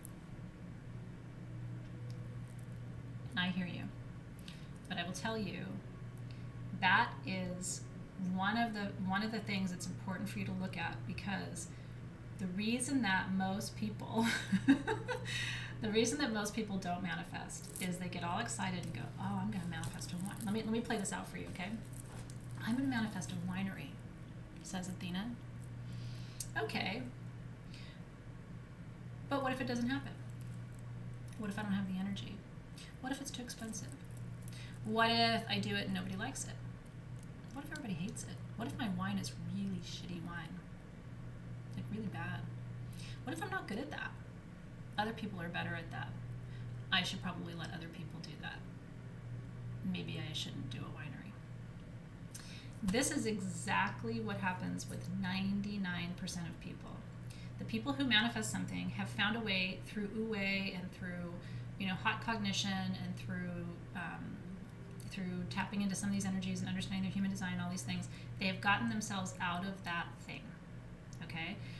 When I started Sage Goddess, 10 years ago, right in July, it was the same thing. Ooh, I would love to have a community and we could do full moon rituals together, and then we can have like maybe some tools, especially for those rituals, because at the time nobody had ever created like special tools for rituals before. I was like, oh, I can do that.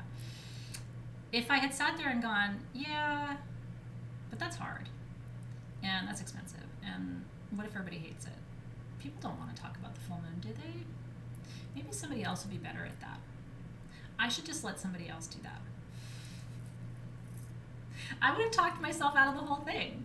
Now, I mean, I'm glad I didn't, because this is exactly why we're here having this conversation today. I didn't do that. Instead, and you can call it naive or you can call it whatever, but I sat there and went, I think I am the right person to do it. I'm scared AF, because what if it's dumb? I mean, I was worried that my professor colleagues were going to judge me, think I wasn't, professorly anymore, or like, you know what I mean? So all of those things were happening, right? That's what's really important, is you have to figure out when you're falling into some of those patterns and traps and not do that first. I hope that's helpful for you. Okay, let's talk human design. Are you ready? Let's talk human design. There are 5 types in human design. We are not going to, just so you know, let's see if I can show you mine. This is my chart, by the way. Not that you care or need to care, but that's my chart. We are not going to interpret your chart today. There are people you can hire to do that. It's expensive, and I definitely encourage you to do it. We are only focusing on, where are we over here? We are only focusing on your type today. Generator. Now, the Jovian archive put me at a 4-6 profile. I am a 5-1 profile in human design, so that's why I'm saying, and I only know that because I've had my type profile run so many times. So you have to make sure that you've got an accurate chart, but we're only going to talk about the types today. Okay, but it is important for you to notice a couple of things. First of all, what's your type? What's your strategy? What's your not self theme? What's your source of authority? These are the places that we are looking at today. Does that make sense? Do you guys have any questions? So, and you can Google your profile and get all kinds of interesting information about yourself too, and see who else. Nancy Sue's a 5-1, Karen's a 5-1. Being a 5-1 is really hard because people project onto us. For better and worse. They project great things onto us and they project terrible things onto us, and sometimes we just have to sit with that. You're a generator 5-1 too. Isn't that interesting? A lot of us have the same profile. Okay, so I'm going to briefly go through the 5 types with you, and then, like I said, we will save time for questions. I'm going to continue teaching you, just so you know, until 4:30, and then from 4:30 to 5 p.m. Pacific time is going to be Q&A. This is a 2.5-hour class, so I just want to prepare you for that, for your own planning purposes. And my husband's a manifesting generator, my son is a projector, and my daughter is a manifester. So we have kind of one of each. I don't have any reflectors in my family. I think my brother might be a reflector. They are the rarest of the types. Very interesting, right? Very, very interesting. So let me go through, and now everything I'm giving you is how I've been taught and kind of my own take on human design, but it's based in general on the broad wisdom that we share about this particular system, which, like I said, was created in 1987 to combine the I Ching with Kabbalah and astrology and the chakra system from the Vedas. Yeah, we're going to get into the tools right after I talk about human design. So then we're going to set up our grid, and we're going to activate our grid together and do a brief meditation. Okay. Now, I want to get all the teaching out of the way, and then we'll do a little bit of our actual work together. Generators. Remember that if you're a manifesting generator, you are first and foremost a generator. Generators and manifesting generators do really well together. My husband's a manifesting generator. I'm a generator. He has more stamina than I do. By definition, manifesting generators do. Okay? It was so obvious when we brought a puppy home who had to be up at 6 in the morning. My husband's already up at 6 in the morning. He cannot sleep past 5:30 or 6 a.m. And he doesn't go to bed until 11 or 11:30. And so it was like, who's getting up with the puppy? Guess you are, right? Like, that's not my bag, right? I'm up by 7:30, but I'm not eager to be up by 6:30. My husband is like, let's get this day going. And even on weekends, right? He does not slow down. So generators, whether you're a generator or a manifesting generator, you are a generator first and foremost. What is it about generators? Generators and manifesting generators, right?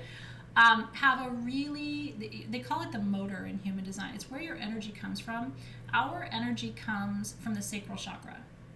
Okay, we are here to create. We are like engines. Okay, now generators, we can keep going too. Generators and manifesting generators have to keep it going, or we get bored, we get frustrated. And so if you look at the not self means, how do you know when you're off task as a generator or a manifesting generator? You know you're off task as a generator and a manifesting generator when you're frustrated. Now, the manifesting generators don't get frustrated alone. They get frustrated and angry. When things aren't going the way Dave needs to, when he's not in alignment, he gets mad. When I'm not in alignment and it's not going the way I want it to, I get frustrated. That looks very different. Frustrated goes internal, anger goes external. Okay, so he looks mad, I feel frustrated. So it looks, do you know what I'm saying? Like in a relationship, and our kids see it too, because we've had these conversations, like you can see when dad's not in the zone. You can't really see it when I'm not in the zone, but I'm like, on the inside, I'm like, trying to fix it.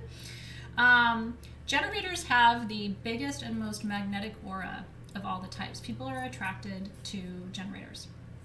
We cast a big, wide net. We tend to be very accepting. We tend to be very fluid.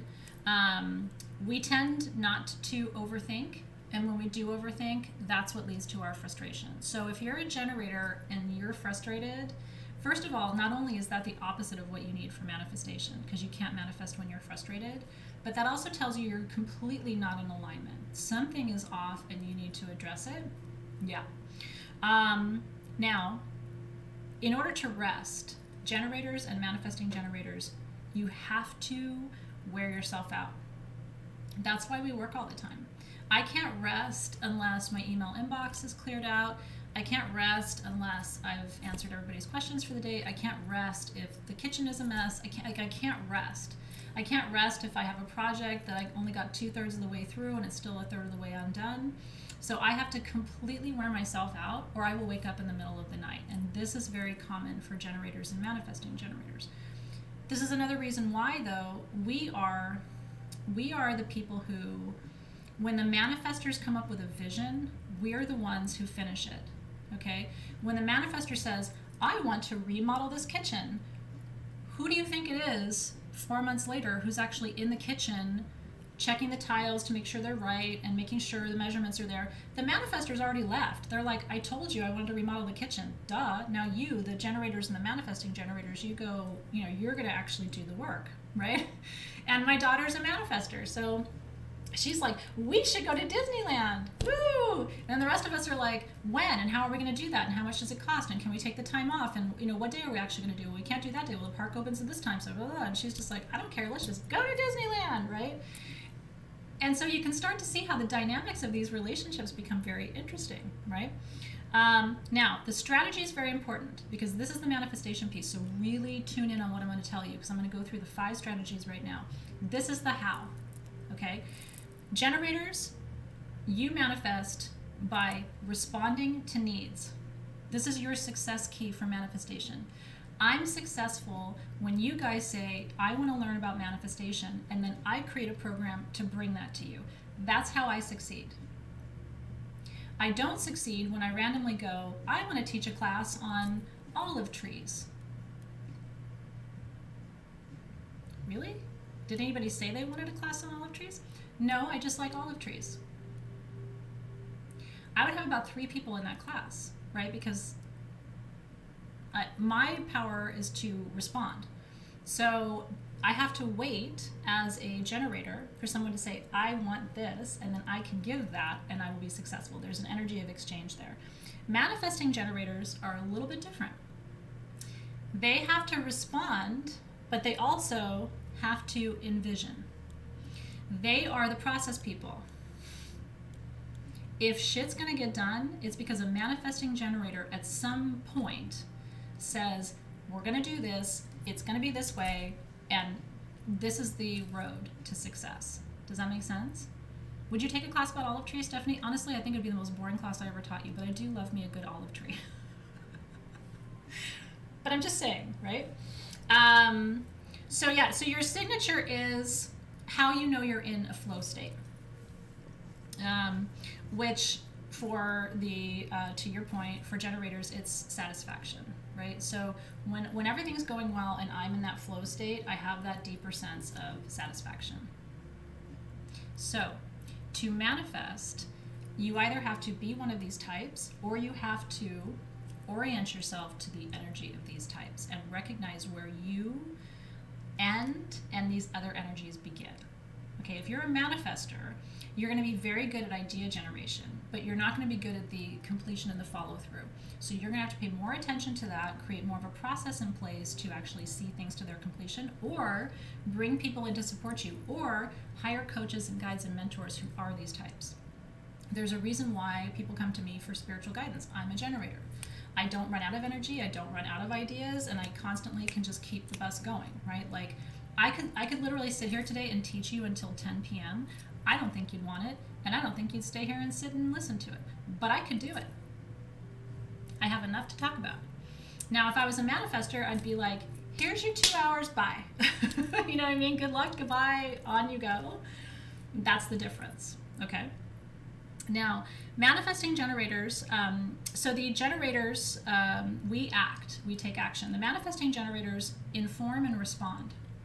So we are the initiators. The generators are the initiators. The manifesting generators don't always initiate, but they finish everything that they begin. They always see that cycle to completion, right?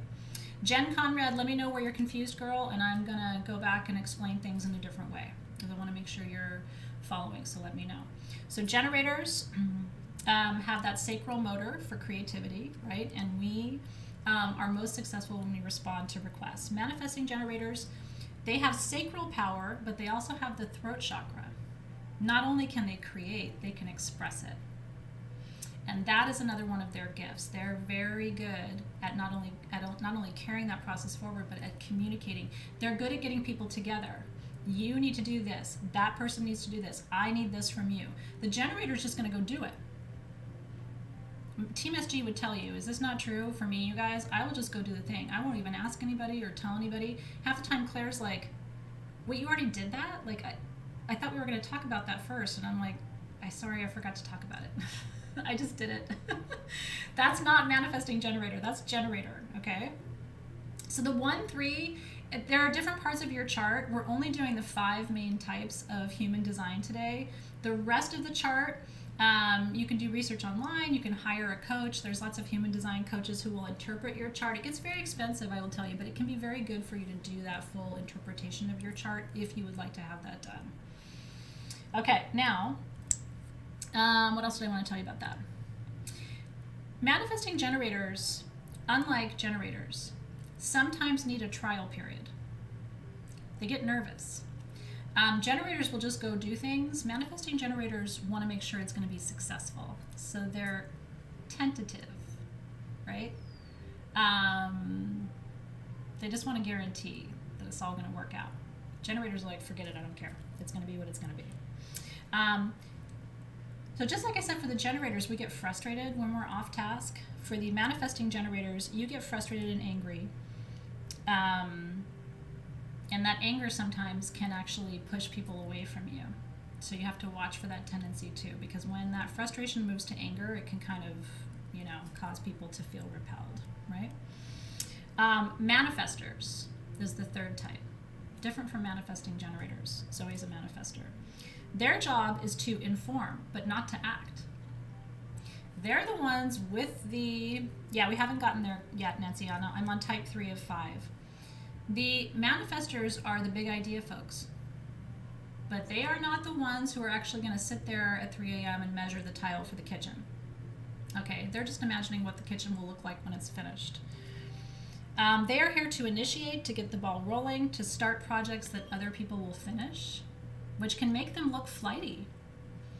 To a generator or a manifesting generator, a manifester looks like, the CEO who's like, you guys do this, and then just walks away. And it's like, but wait, I need help. I don't know how to do that. Like, how do you actually want that to look, right?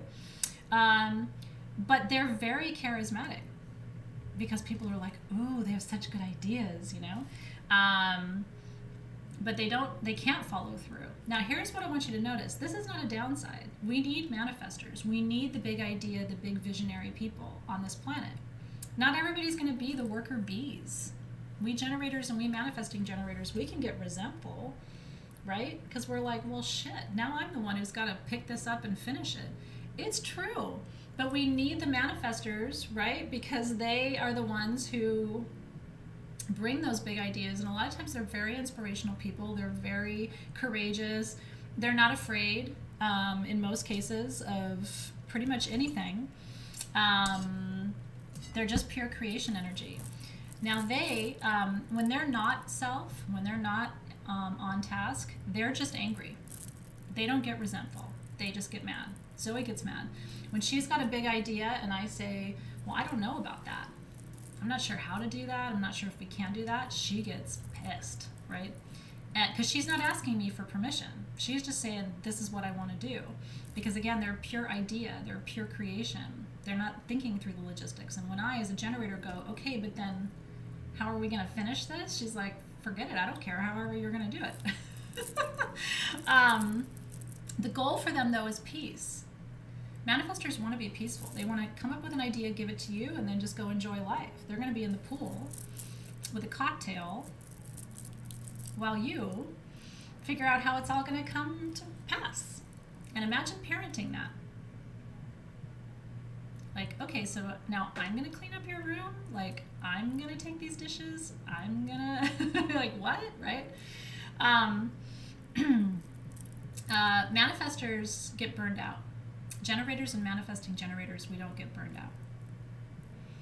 And so when you're parenting a manifestor, when you're parenting a projector, you got to be careful because they get tired.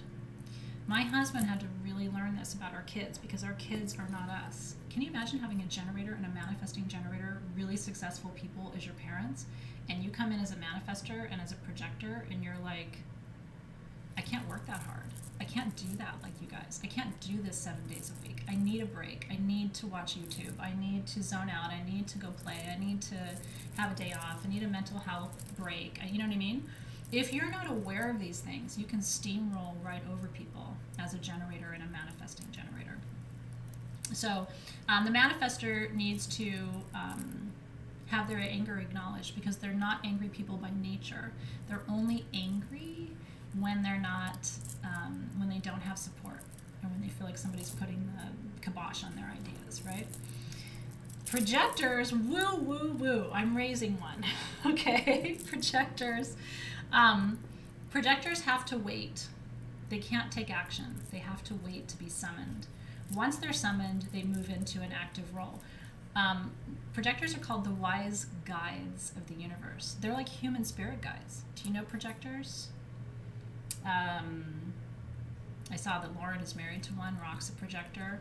They're like the whole universe's spirit guides. My son is like that. He's so wise for being 14 years old. I mean, he just has this like universal wisdom for his age. I don't even know.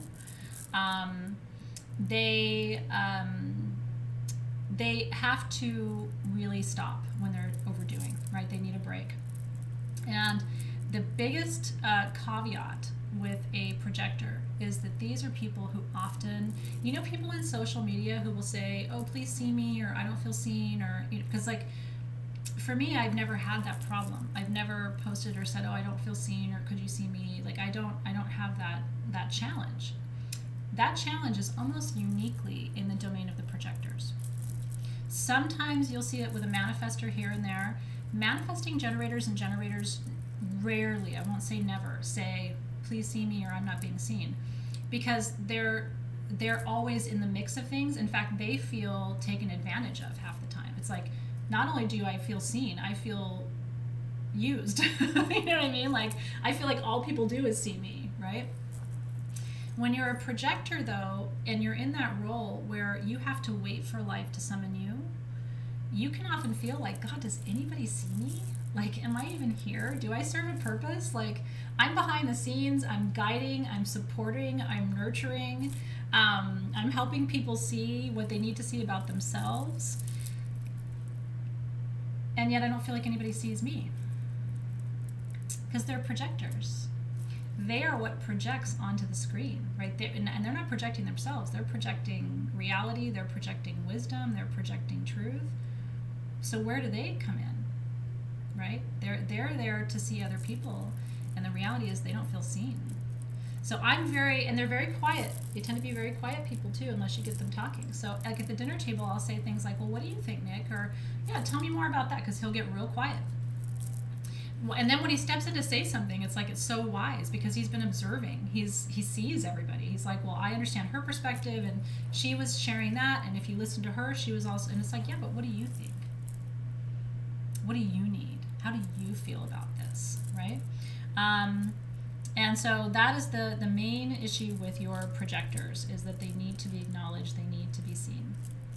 They can also get resentful when they're not on task. And they can get frustrated as well when they're not on task. They have an open sacral motor but no throat chakra motor. So if you want to hear what they have to say, you have to ask them for it. You don't have to do that with generators and manifesting generators, right? There can be kind of a deep well of sorrow with projectors. Oftentimes by the time they're in their 30s, projectors will say they're ready to retire. And I'm not kidding. They will just be, I'm tired, I don't want to do this anymore, I feel like I'm holding up the planet, I'm here supporting everybody all the time, and I need a break. They will often change careers, you know what I mean, because they'll burn out. Because because they don't ask for much, it's really easy to take projectors for granted and not to create the conscious space for them that they really need. Interesting, right? And then last but not least, reflectors. Projectors are rare. Manifestors are one of the rarest. They're the second rarest. Only 8% of people are pure manifestors. Reflectors, 1%. Do I have reflectors in the feed today? Curious to hear if I have reflectors. You guys are the rarest type because you take in energy and you amplify it.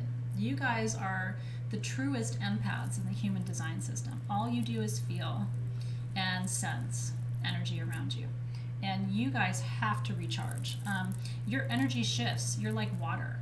If we look at pictures of reflectors over their lifetime, at 20 they look like one person, at 30 they look like another person, at 40 they look like a different person. It's like they've lived like 9 lifetimes in one lifetime.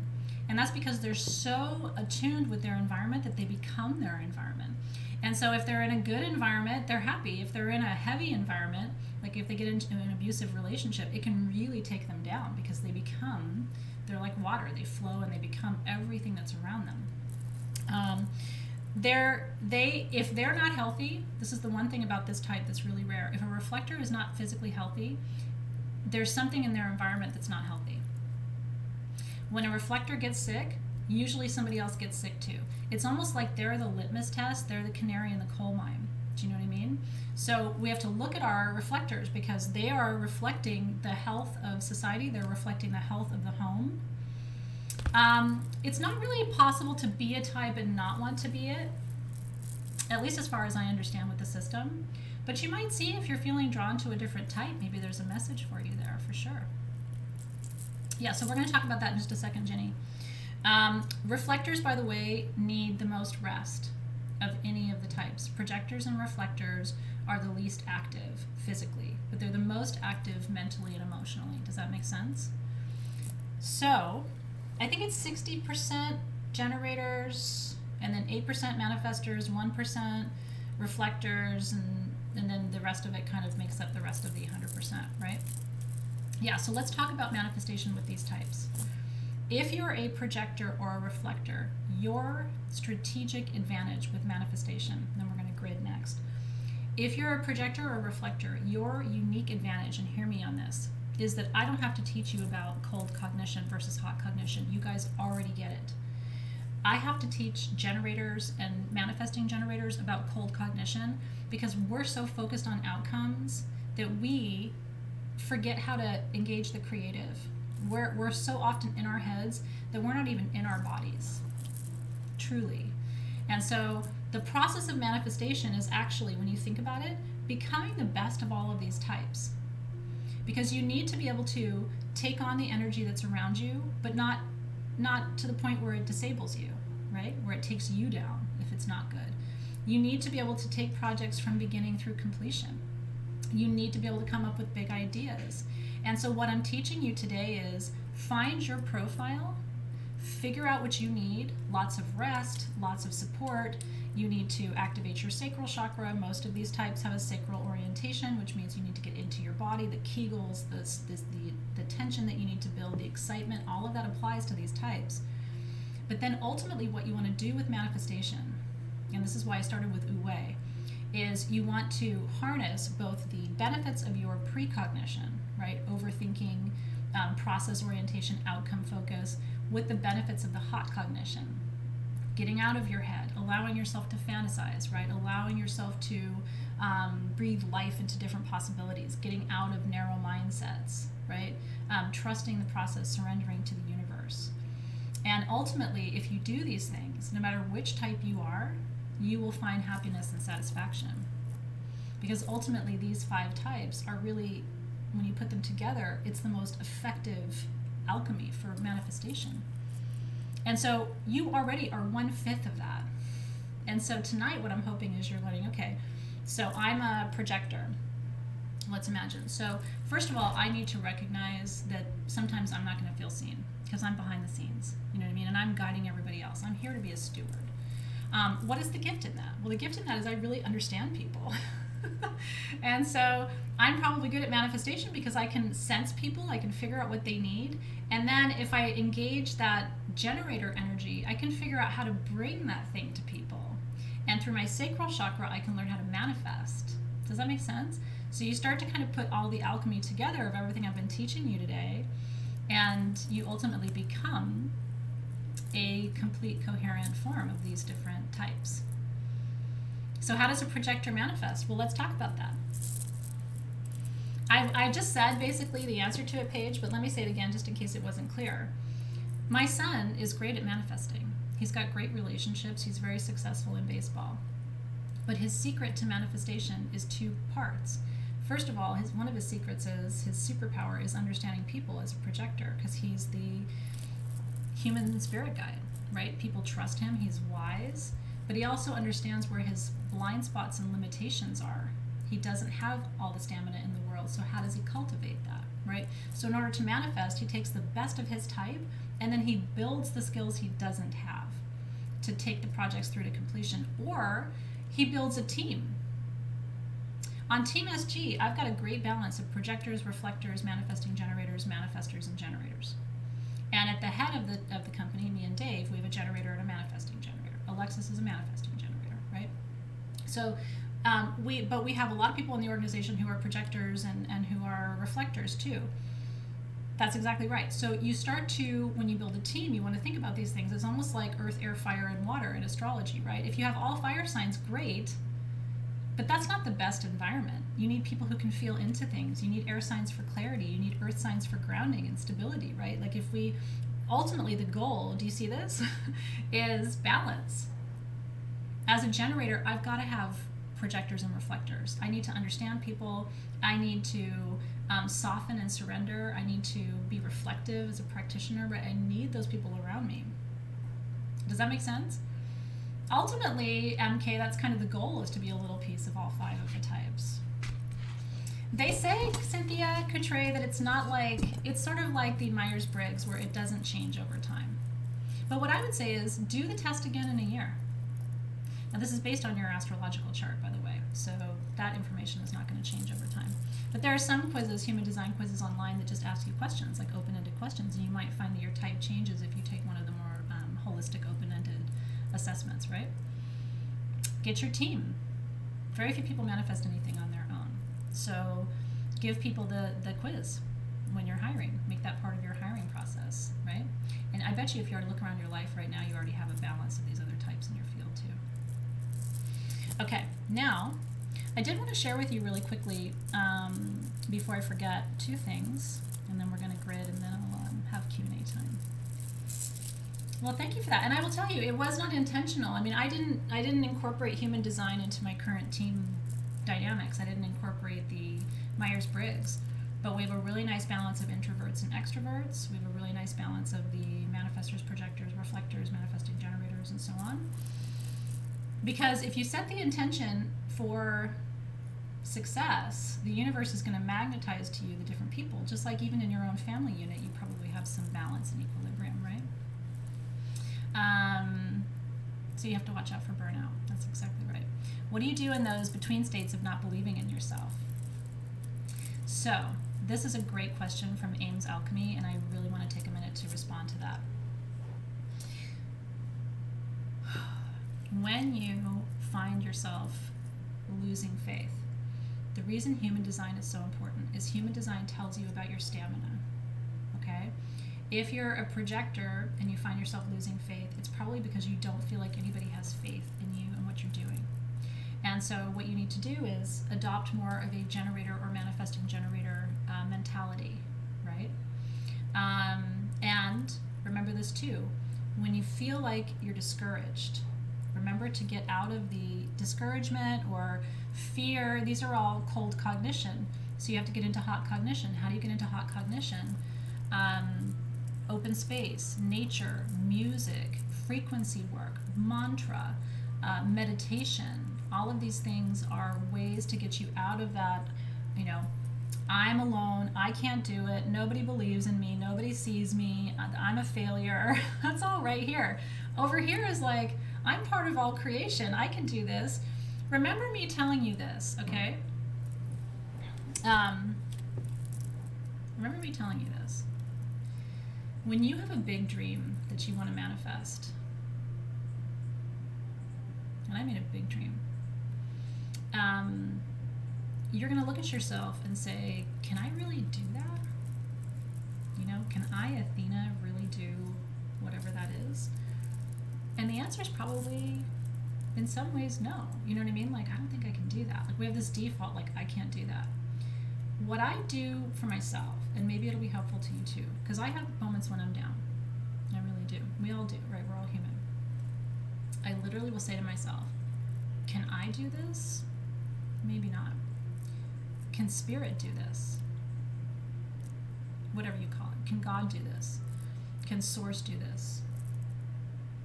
Is the answer to that ever no? And then what you realize is, when I think about Athena trying to do something, I'm human, I'm limited, right? I have a human, experience. I've only got a certain amount of time, right? A certain amount of hours in the day. No. But I have infinite faith in my creator. And I know that on some level I can channel that energy, which gives me access to a whole battery pack that isn't mine. That is the secret to manifestation. Do I think I'm special? No. I mean, I really don't. I think I'm talented and gifted, and I think I'm smart, but am I more special than you? No. I mean, not at all in any way. In fact, you might even be healthier than I am, or stronger than I am, or, whatever. Like, you might have benefits that I don't have, right? Maybe your physical health is better than mine. But I do believe I have an extraordinary ability to have faith in spirit and to channel that energy toward a defined goal and outcome. I do think I have an extraordinary ability to do that. And whatever it is, whether it's Sage Goddess or, anything that I've manifested, my health, I manifested my health, I manifested my relationship, I manifested my kids, I manifested this house that I live in. It was all, each one of those things was a vision at some point. But I believed in my capacity to move forward on my path and to manifest what I was put on this planet to do. And I trusted in that voice and in that guidance in every moment. And there's nothing that I've done that you can't do. Here's where the rubber hits the road. Can you maintain it? if you are a generator or a manifesting generator, the one advantage you have over the manifestors, projectors, and reflectors is your stamina. That sacral chakra for you is like a God blessed battery, and it doesn't need charging and it doesn't shut down. We seem superhuman sometimes, okay? So the only drawback you might have is having a human design type that limits your stamina. But these are things that you can acknowledge and overcome. Information is power. So then you can say, okay, so my superpower as a projector is that I see people more clearly than anybody else does. My superpower as a reflector is I feel people more deeply than anybody else does. They're much better at that than I am. Much better at it than I am. But I can keep going, and they have to lay down. Do you know what I mean? So I have to learn from them how to see people, how to feel people, how to be liquidy and watery and be able to take on people's energy, but still have my stamina and not lose sight of that, right? And not get frustrated or pissed off, which is true too. Thanks, you guys. Well, it's really true. And you have multiple motor centers, right? For some of the types, it's the throat chakra. For some of the types, for my type, it's the sacral chakra. So when I feel low on energy, what's the sacral chakra mantra, guys? Do you remember? Vom. Like vagina. You'll never forget it. I said that. So what you can do is take your mala and 108 times vom, vom, vom, vom, vom, vom, vom, vom, vom. When you're losing your stamina, vom, vom, vom, vom, vom, vom, vom, vom, vom, vom, vom. Right? Reflectors, it's very interesting with their source of energy. They get their energy from people, but people drain them. So reflectors get their energy by retreating and resting. Which, can we talk for a second about how that looks to generators and manifesting generators? Sometimes we can be real judgmental of that. When the reflectors are like, I've had enough, I need a break. And we're like, but the project's only halfway done. And it's like, I know, but I need a break. It's like, so I have to keep working, but you don't? And this is why I'm saying, as an employer, it's really helpful because when I have a projector or a reflector and they're burning out, they got to go on vacation. You know what I mean? They got to take a day off. I got to give them something more creative to work on, because whatever they're doing can be very exhausting to them, right? And I have to work, not so much for me because I'm aware of it, but sometimes Dave will look at Nick and just be like, pick up the pace, dude. And you know, Nick is just like, yeah, but meanwhile, Nick is everybody's flipping spirit guide. You know what I mean? Like, that's exhausting. That's not something Dave has to do. So is this helpful? Because part of this, in addition to manifestation, like I said, is about leadership. It's about how you lead your family. It's about how you lead your life. And the more you know about your benefits, but also your shortcomings, and the benefits and the shortcomings of other people around you, the more you can respond and be inclusive too. Okay. Now, the frequencies, by the way, that you want to listen to, and I will grab YouTube links for you tonight as well, because I want to grid really fast and still have time for Q&A.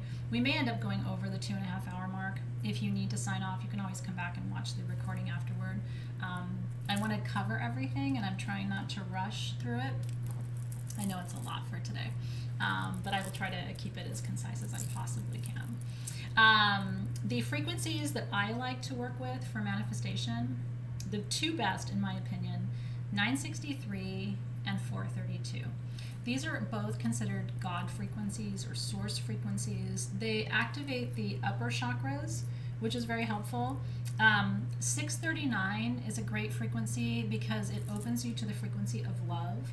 And the frequency of love, remember I talked to you about love and desire and how that's your engine, is actually very similar to the frequency of manifestation. It's a frequency of, these are all frequencies of synchronicity.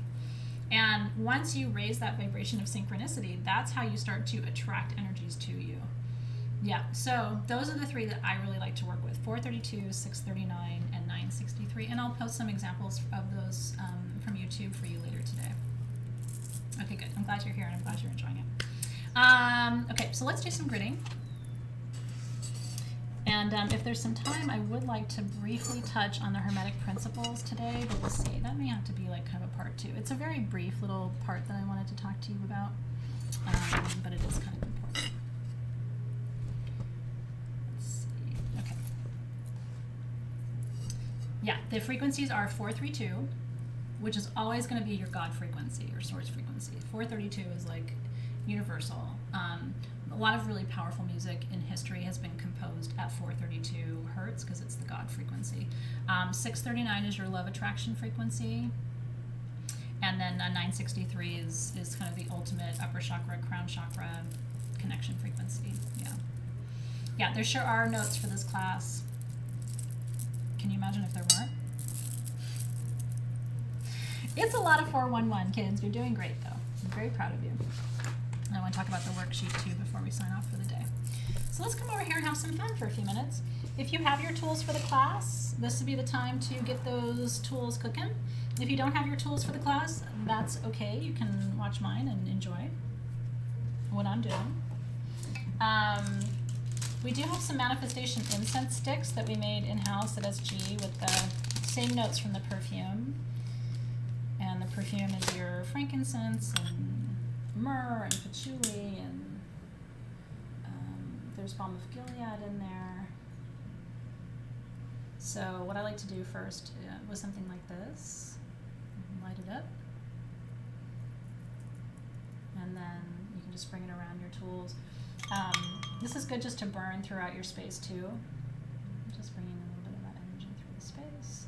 I've already been burning my candle this month, so if it looks used, it is. I burned it like a third of the way down already. I'm manifesting a lot right now, so I started using the tools before we started. Okay, so there were 2 different sets of tools. I'm going to kind of combine them, and then what we're going to do is we're going to activate your bracelet together, and I'm going to connect the energy of your bracelet to the energy of my bracelet, and then I want to challenge you to wear this bracelet until you have manifested what it is you're trying to bring into the world. Oh yeah. Yeah, we will come back to Fibonacci and Hermetic before we're done. Okay. So I want you to take your perfume. We always anoint first. I love manifestation. This is the original blend that I made almost 10 years ago. The only difference is we added balm of Gilead because that is manifestation for love. So you're going to bring a little bit to your third eye for what you know, a little bit at your wrist for what you do, and then as usual a little bit down at your ankles for where you go. And when you put your perfume on all those spaces, it activates all the meridians or the chi lines in your body, and so that's why we anoint. All right, now you can use, if you got the original set of tools, I think it had a pyramid. The second set of tools had a little obelisk. The most important thing to do when you are setting up a grid like this, hold on just a second. The most important thing is your intention. So I want you to focus right now on what it is that you are personally trying to manifest. What is it for you? And it could be anything. What are you manifesting? I want you to close your eyes and focus.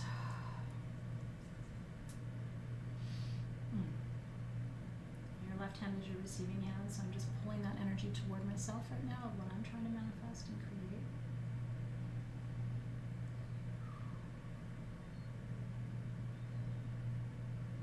Okay. Now I want you to use whatever crystals you want to work with. Sacral chakra stones are really important. Both kits had sacral chakra stones. I added some tangerine quartz points to mine. If you have those or don't have those, I don't think they came with the kit, I just added them, but you know, I'm trying to add sacral energy. Some of you had your additional sacral stones to work with, your garnets, for example. And so I'm going to place one of my garnets right here. I only want to work with 8 stones because I want to keep it kind of clean for today. I'm going to put peridot here because I love peridot. Peridot is the cornucopia stone. your orange garnets are going to stimulate the sacral chakra and help you manifest and create.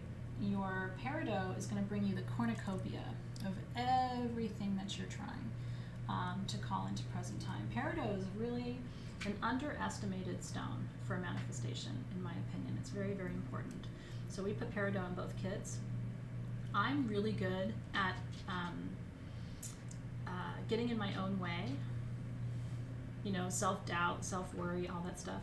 So I'm going to put a piece of scapolite in mine because I want to overcome that sabotage and that self-doubt. And then my favorite manifestation stone is yellow apatite that comes from Mexico, and that was in one or both of the kits too. So I'm going to put my yellow apatite there. I'm actually going to move these up because I would like to bring my arvedsonite in. Arvedsonite is such a powerful stone for manifestation. I would like to have that energy. And then, is there anything else that I want to bring in?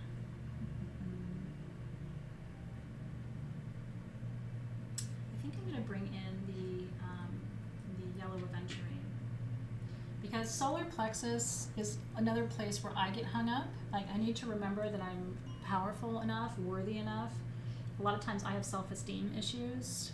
If you don't, you probably don't need to worry about the solar plexus, but I do. I've always had self-esteem issues. I'm working on it, but you know, it is what it is. And then if you didn't use the tangerine quartz points, you'll want to bring in the smaller quartz points that were in your kit, whichever kit you have. Some of them had smaller quartz points, some of them had bigger quartz points, and you'll want to terminate the edges of your grid, just at north, south, east, and west. You guys with me so far? You feeling good? Yeah, your rutilated quartz is perfect for this. Yeah. I know, and some of us have, you know, self-esteem issues, and some of us don't, you know. Mine comes a lot from being bullied as a kid, and just, I had, you know, tough people in my life when I was young, so... And as an adult, like, you know, you can have conversations with yourself, but you know, there's still that part of you that needs to be healed. This is rhodozite, by the way. Both of the tools came with rhodozite.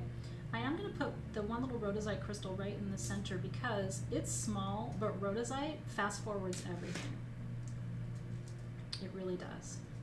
So get that little rhodozite in there. I know it's tiny, but big things, special things come in small packages. Yeah. Think of diamond, right? Rhodozite is like a diamond. It's very small, but it's very powerful. It has a huge vibration. One of the original kit, I think, came with 4. So if you have 4, you can put 4 around. But even if you just have the little 1 in there, you can barely see it, but it's there and it's holding the energy. So now what I want to do is I'm going to activate this grid, and then I'm going to share it with you. So if you don't have a grid, it's okay. What I do want you to do, though, if you don't have a grid, pick a piece of jewelry that you want to charge today, or get a quartz point, because a quartz point can be programmed. And when I tell you, I'm going to connect the energy of my grid to your, whatever it is you're activating today, and that's how you can work with the energy of this grid. And I'm going to leave this grid up and activated so that it has the energy for you as well. I think what I'm going to do is I'm going to put the bracelet. I'm keeping one bracelet and I'm giving the other one away today to one of you as a thank you for being here. So I'm going to activate both, and then I'll give one away on the event page. Yeah. Okay, you ready? Oh, this feels big, doesn't it? I don't know why. I activate grids all the time, but there's something about this one that feels a little intimidating. Okay.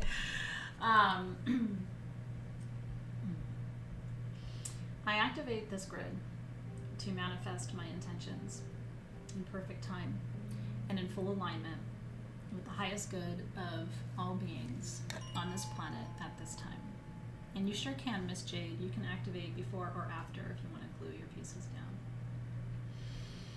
I call in universal light energy to be infused into this grid and all pieces that are here.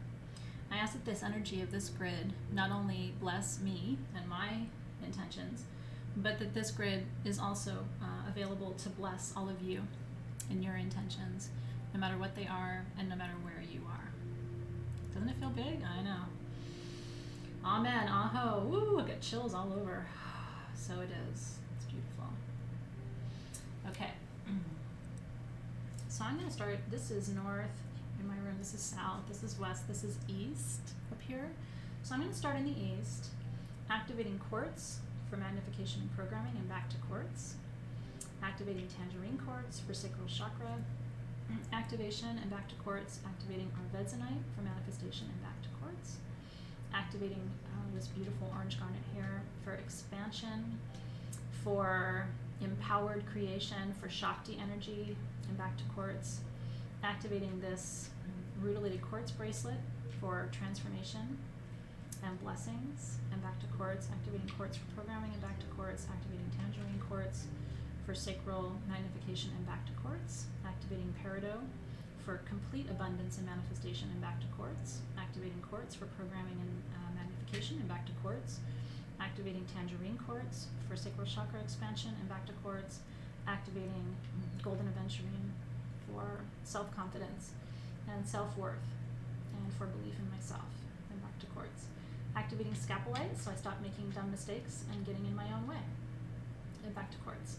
Activating this rutilated quartz bracelet for grace through change and for blessings and back to quartz. Activating quartz for programming and magnification and back to quartz. Activating tangerine quartz for sacral chakra magnification and back to quartz. Activating yellow apatite for mega manifestation energies and back to quartz. And then back here to quartz where we started, programming, magnification, and back to quartz. Just take the other crystals off, keep it clean. And your grid can be very small or very big, size doesn't matter. It's about the energy and the intention. Okay, and now I connect this grid through my intention to the sacred tools and to the grids of those who are watching now.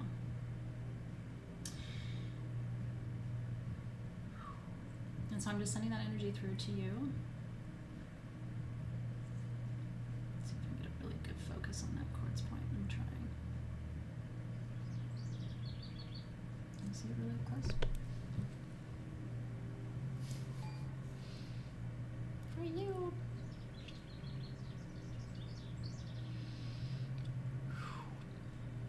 Feeling that energy flow today. It feels really good.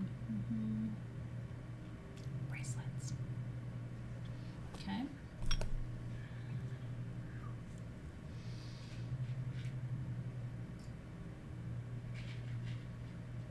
did that carefully. I released these bracelets from the grid, but ask that they continue to hold the frequency and the vibration that has been created and magnified and held here.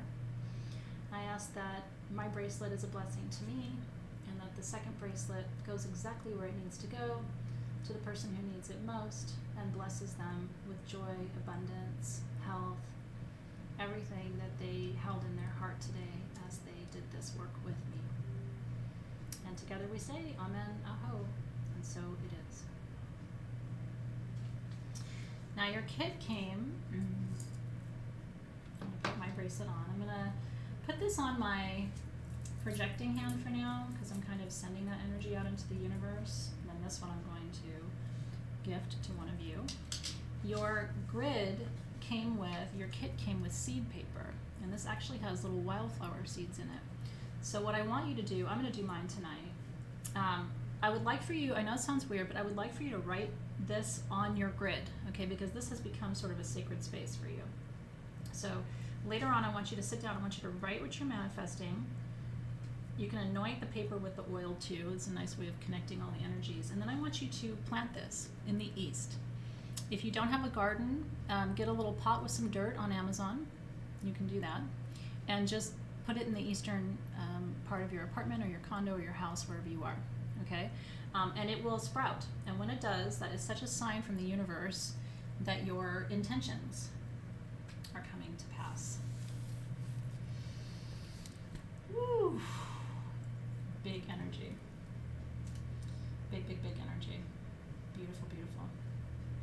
I forgot to tell you that I opened a circle before we started today, so I am going to close a circle now, but you're held in this, in the circle that I opened to raise this energy for our grids. But I will close the circle with this so that you can see that process too. Feels good, doesn't it? Okay.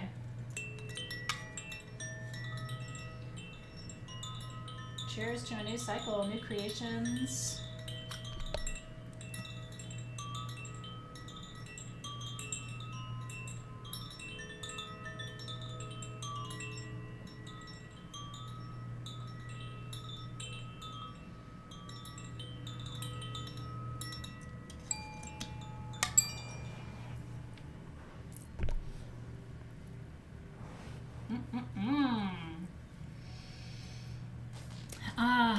You know, where you place this grid depends on what your intentions are.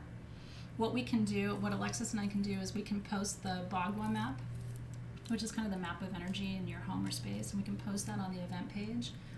Because if you're trying to manifest love, that's a different location than if you're trying to manifest wealth. It's a different location than if you're trying to manifest new friendships or relationships, and if you're trying to manifest people to come and support you. You know what I mean? Like each intention kind of has a different place or location where it should be. So we'll post the Bagua map on the event page so that you can find that too. And then the last thing I want to invite you to do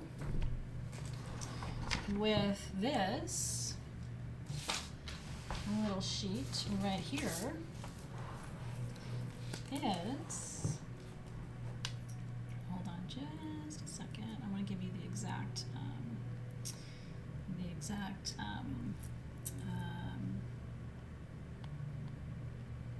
sequence.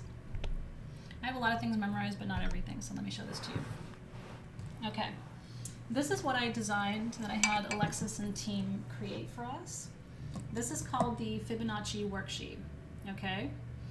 Now, what I want you to do, if you want to do this part, this is optional, but you have this worksheet.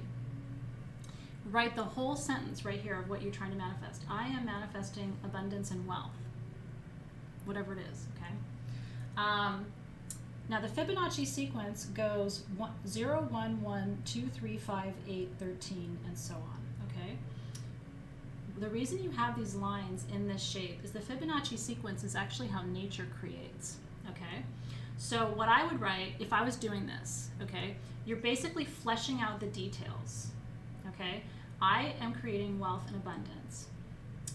I am creating wealth and abundance through a new home and through an expansion of my business.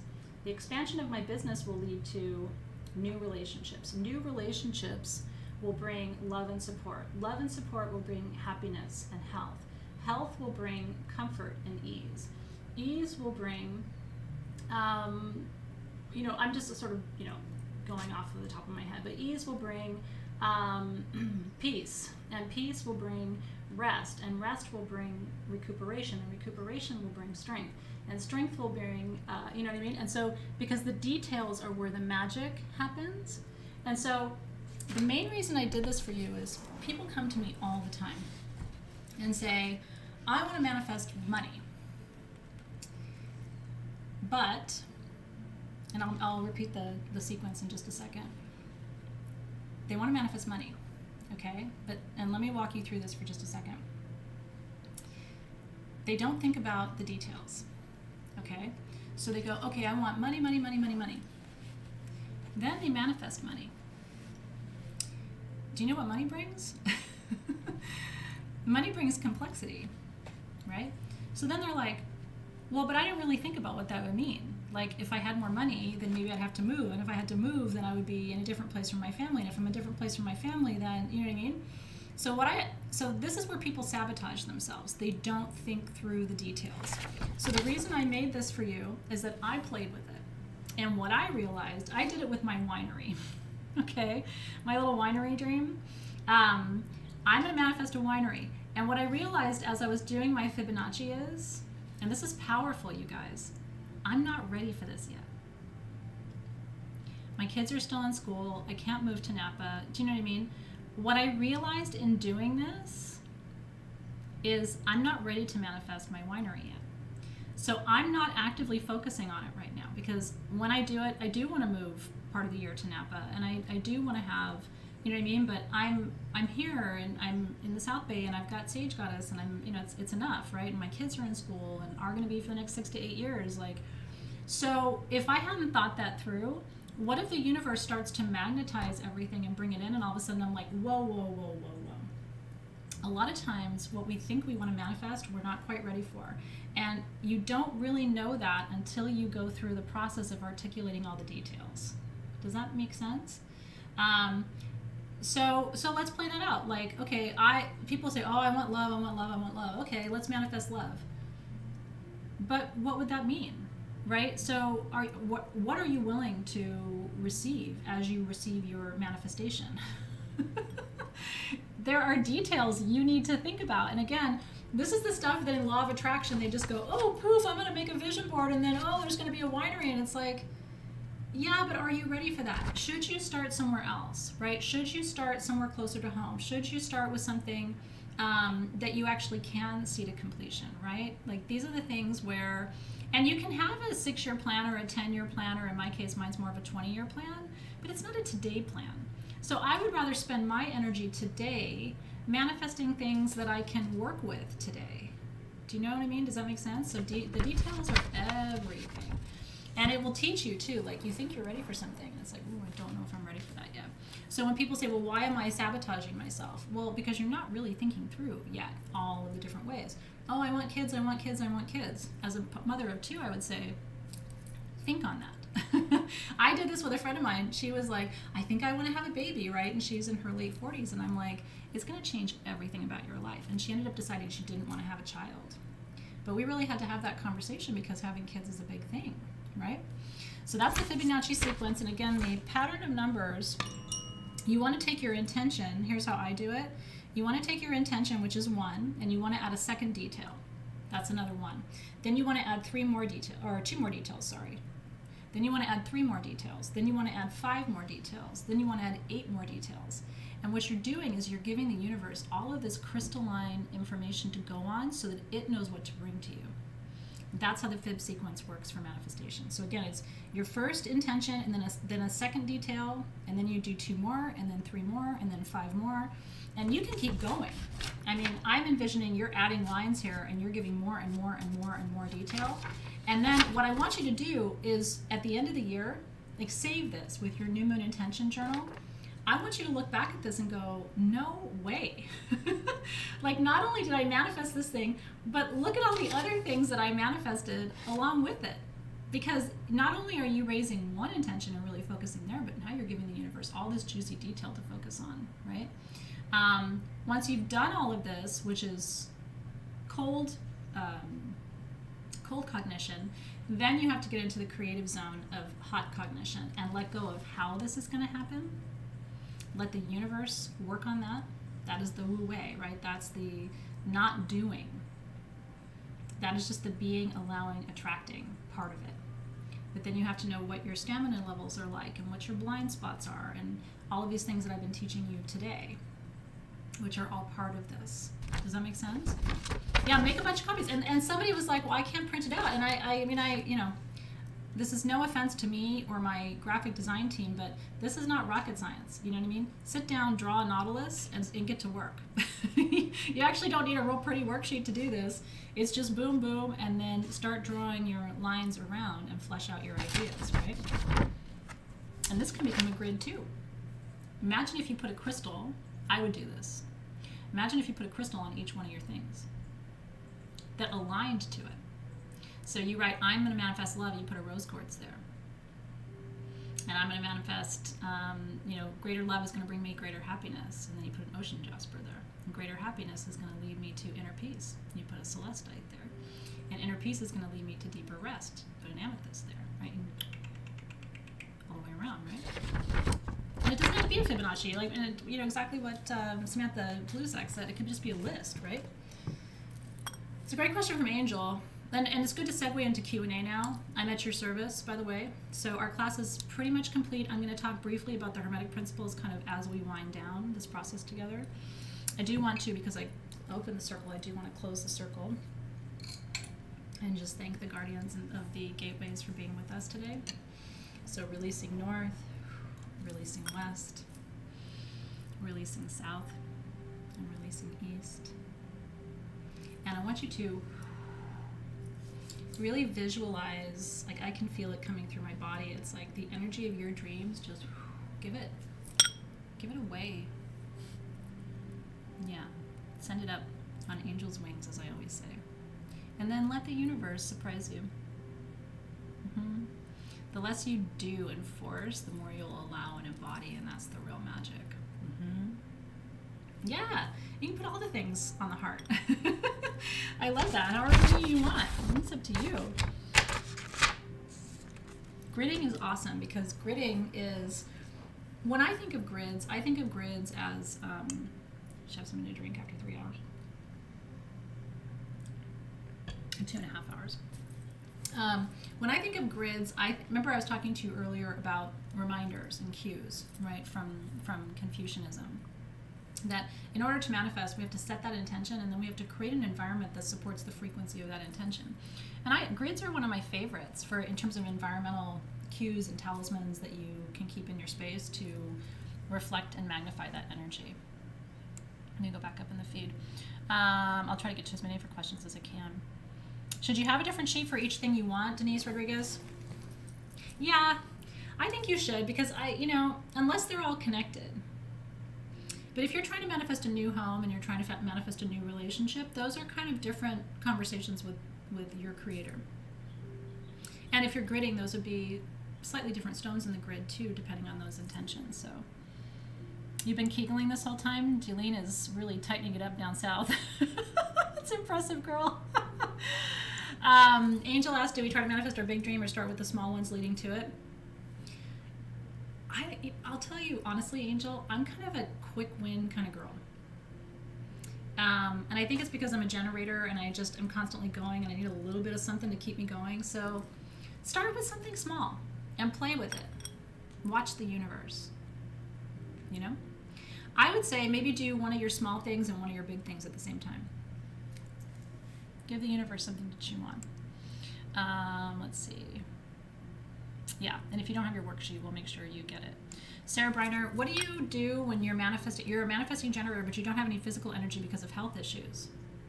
Well, this is an interesting question. I'm glad that you asked it, because I'm a generator with MS, right? So sometimes I don't have the energy, and if you're a manifesting generator, you typically have more energy even than a generator does. What I would say is this. Learn to separate, because I've had to learn it, Sarah, for better or worse, for the last 10 years. I was diagnosed 11 years ago in September. Can you believe it? It's crazy. When you end up with a major health condition in your midlife, it's amazing how you learn to live alongside it. I have learned to separate my physical health from my energetic health. In other words, even when I'm tired from MS, my spirit, my soul has a lot of capacity still to manifest and create. This is where I think, at least for me, Sarah, one of the reasons why the Wu-Wei concept has been so transformational in my own life is I love this idea that I don't have to do in order to create, because sometimes I can't do as much as other people can. And I'm not terribly unhealthy, but there are times where I can't keep up. So I try to do sort of energetically and magically, if you will, what I sometimes can't do physically. And you are capable of that too. Let's see. Thank you for the question, by the way. I really do appreciate that one. If projectors have defined throat, does something change? Tell me more about what you mean by does something change. Yeah, let me know what you mean by that. Let's see. On our chart, I see people mentioning their numbers. Yeah, so Jean, on your chart, we couldn't get there tonight. I mean, there's only so much we can do in the time that we have. Not that I don't want to do it all, because you know me, I want to do it all. Your profile, when you get your chart, you have a profile. And it's got 2 numbers separated by a hyphen. And so that's a whole other rabbit hole. Tells you a lot, actually. Your profile tells you a lot about how other people relate to you, given your unique details. So your profile is kind of the highest level, or your type, I should say, is your highest level of human design. And we really stayed up at the top of the iceberg tonight. But there's a lot of information here that tells you not just about you, but within your type, it tells you how other people are going to see you and relate to you. Because there's lots of different types of generators. I'm a 5-1 generator, which is different than a 4-6 generator, right? So what I would tell you is you have two options. You can do a lot of research online and find out a lot of good information, or you can find a human design coach. I don't have anybody to recommend to you because a lot of the people that I have found who are human design coaches, it's a little superficial and it's expensive. But having said that, if you want to, like, you can go on Instagram and just search human design coach, like search the hashtag, and you'll find all the main people who do human design coaching. If you find somebody you really like, pass that information back along to me. I just haven't found anybody who really, I felt like, gave me a lot more information than I could just find online. Does that make sense? And it's hard for me to hire somebody for $300 or $400, which is what they usually are for human design chart interpretations. It's hard for me to spend $300 or $400 when I could probably just find that information online in a quick Google search. But it's up to you. Coaching is fun, you know what I mean? It's just, it can be very expensive. Oh, you're so welcome. I hope you guys really enjoyed today. Yeah, I'm going to talk about the hermetic principles in just a second. Yep, so the bracelet activation, I made it part of the grid, is how I activated the bracelet. The other thing you can do with your bracelet if you want to, remember I taught you BOM, which you're never going to forget because I associated it with the cooter. What you can do is go around and hold each bead of your bracelet and say VOM, VOM, VOM, VOM, VOM, VOM, VOM, VOM, VOM, VOM, VOM, VOM, VOM, VOM, VOM, VOM, VOM. And just like a mala, right? And then you can, every time you look at that bracelet and you think about it, recite it again. VOM is the sacral chakra seed mantra, so it's constantly going to be activating that sacral center. And that sacral center is important for every human design type, even if you're not a generator or a manifesting generator, because, again, as I told you at the beginning, manifestation happens in the lower chakras. It does not happen in your head. And this is where it becomes interesting, because the hermetic principles, the first hermetic principle, do you know what it is? By the way, hermetic principles come from Hermes Trismegistus. I believe they're Atlantean wisdom, but they really came out of ancient Egypt. And the Corpus Hermetica, I think is what it's called, is the hermetic principles. The 7 principles are sort of the core tenets of that broader esoteric wisdom. And the first principle in hermetic wisdom is all is mental. That all begins in the mind, and it's true. Right? If you didn't have your mind and you just had your sacral, you wouldn't be able to come up with the ideas, the visions. Your mind is the generator of the vision. Your body is the activator of the energy. And this is where empaths get stuck. Because it is. Everything is mental, right? Like, even sexual desire is mental, right? I mean, if you couldn't see your partner, would you, I mean, desire is a very visual process. But at the end of the day, this alone isn't going to get you there. You have to be embodied. We have to take the mental and we have to anchor it in the physical.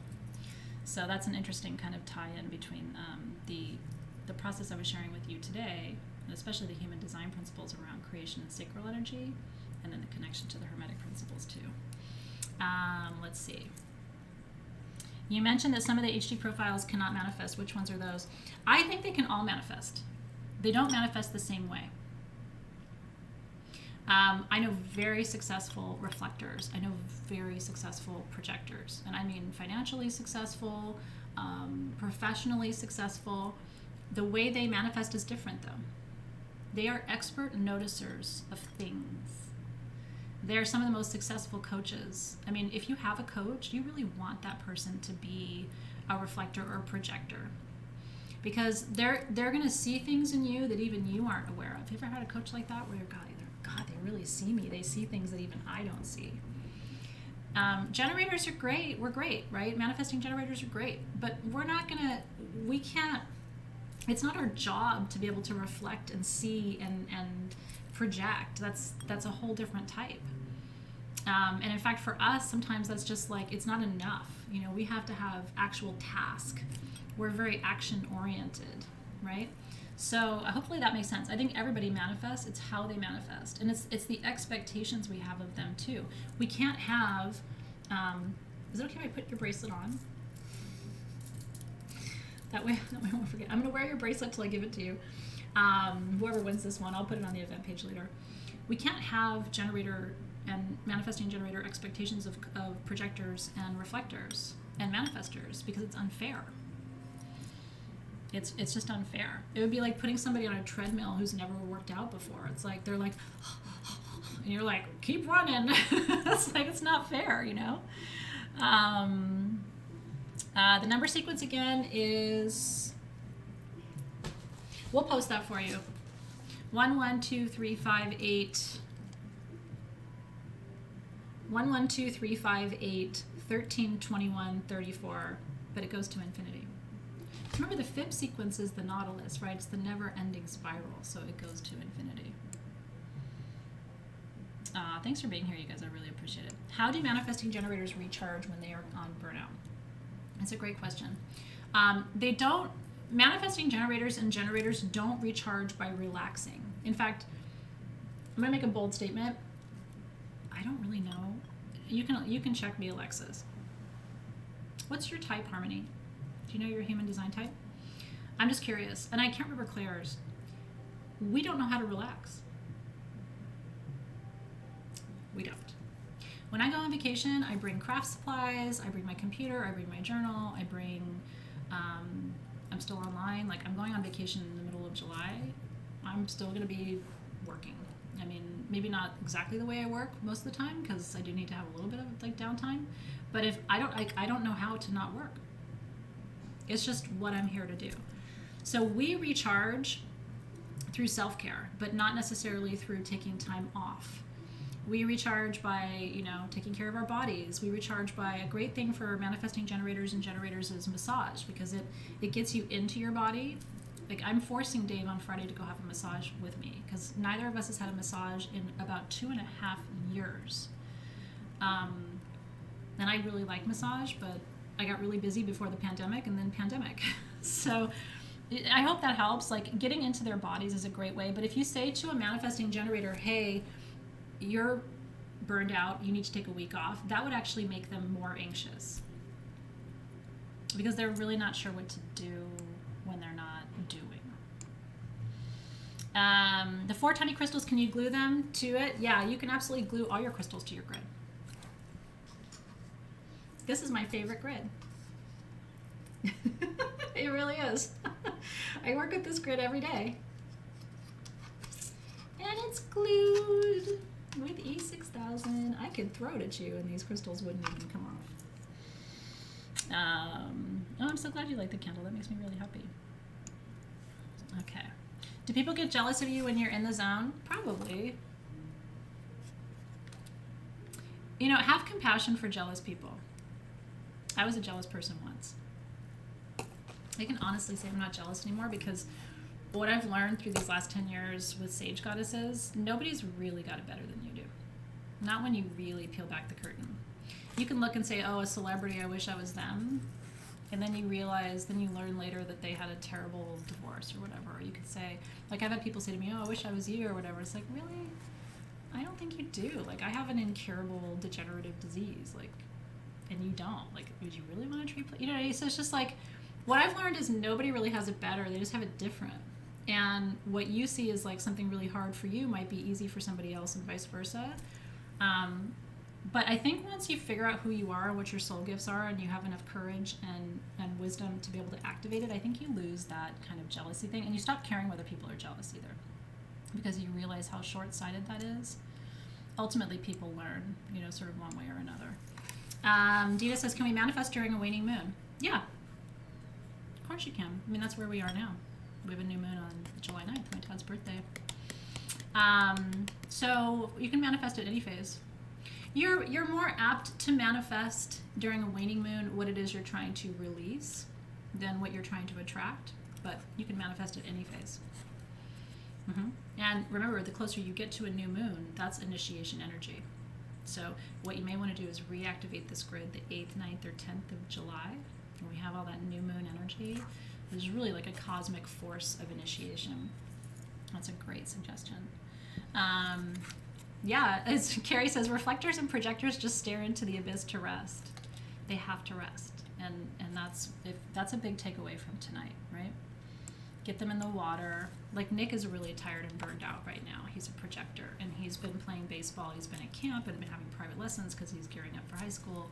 And he took a day off today from his session. And, you know, I said tonight we're going to do a magnesium bath, and you know what I mean? Because he's got the whole thing again tomorrow. And I'm like, if you don't rest and have a good meal and let me massage your legs and put you in a magnesium bath, you know what I mean? So this is how we support each other. Let's see. As an MG, how do you manifest best besides the hot, cold cognition? MGs just manifest. The one thing about an MG, a manifesting generator, is they oftentimes need the manifester. They oftentimes need the vision. MGs and Gs are very good at carrying out a vision, but sometimes they don't have the seed vision. So it's like this hierarchy where the manifestors bring the visions, and then the manifesting generators often have their own visions, but they're actually very good at activating other people's visions. And the projectors and the reflectors are sort of, you know, doing the reverse work, where they're saying, yeah, but you know, I see people and that's not what they need, or I'm sensing that whatever you're creating isn't working for other people, right? So it's like this kind of symbiotic system, and we can learn from their gifts too. Yeah. Let's see. They get mad because you can't slow down, Jessica. Susan Life Tomorrow says, as a generator who manifests as a response, what options do I have if I can only rely on myself and not responding to other people as a generator? Well, as a generator, you're going to have the most success doing that. Generators are one of the most common profiles, but you know, we're the Energizer bunnies of human design. We just keep going. And what's tough for generators for us is that we actually can do it all by ourselves, but we're better off if we don't, because we need the projectors and reflectors to feed up that information to us about what's actually happening, and we need the manifestors to be guiding the vision, right? So it's like we can do it by ourselves, but it's incomplete. Yeah. Let's see.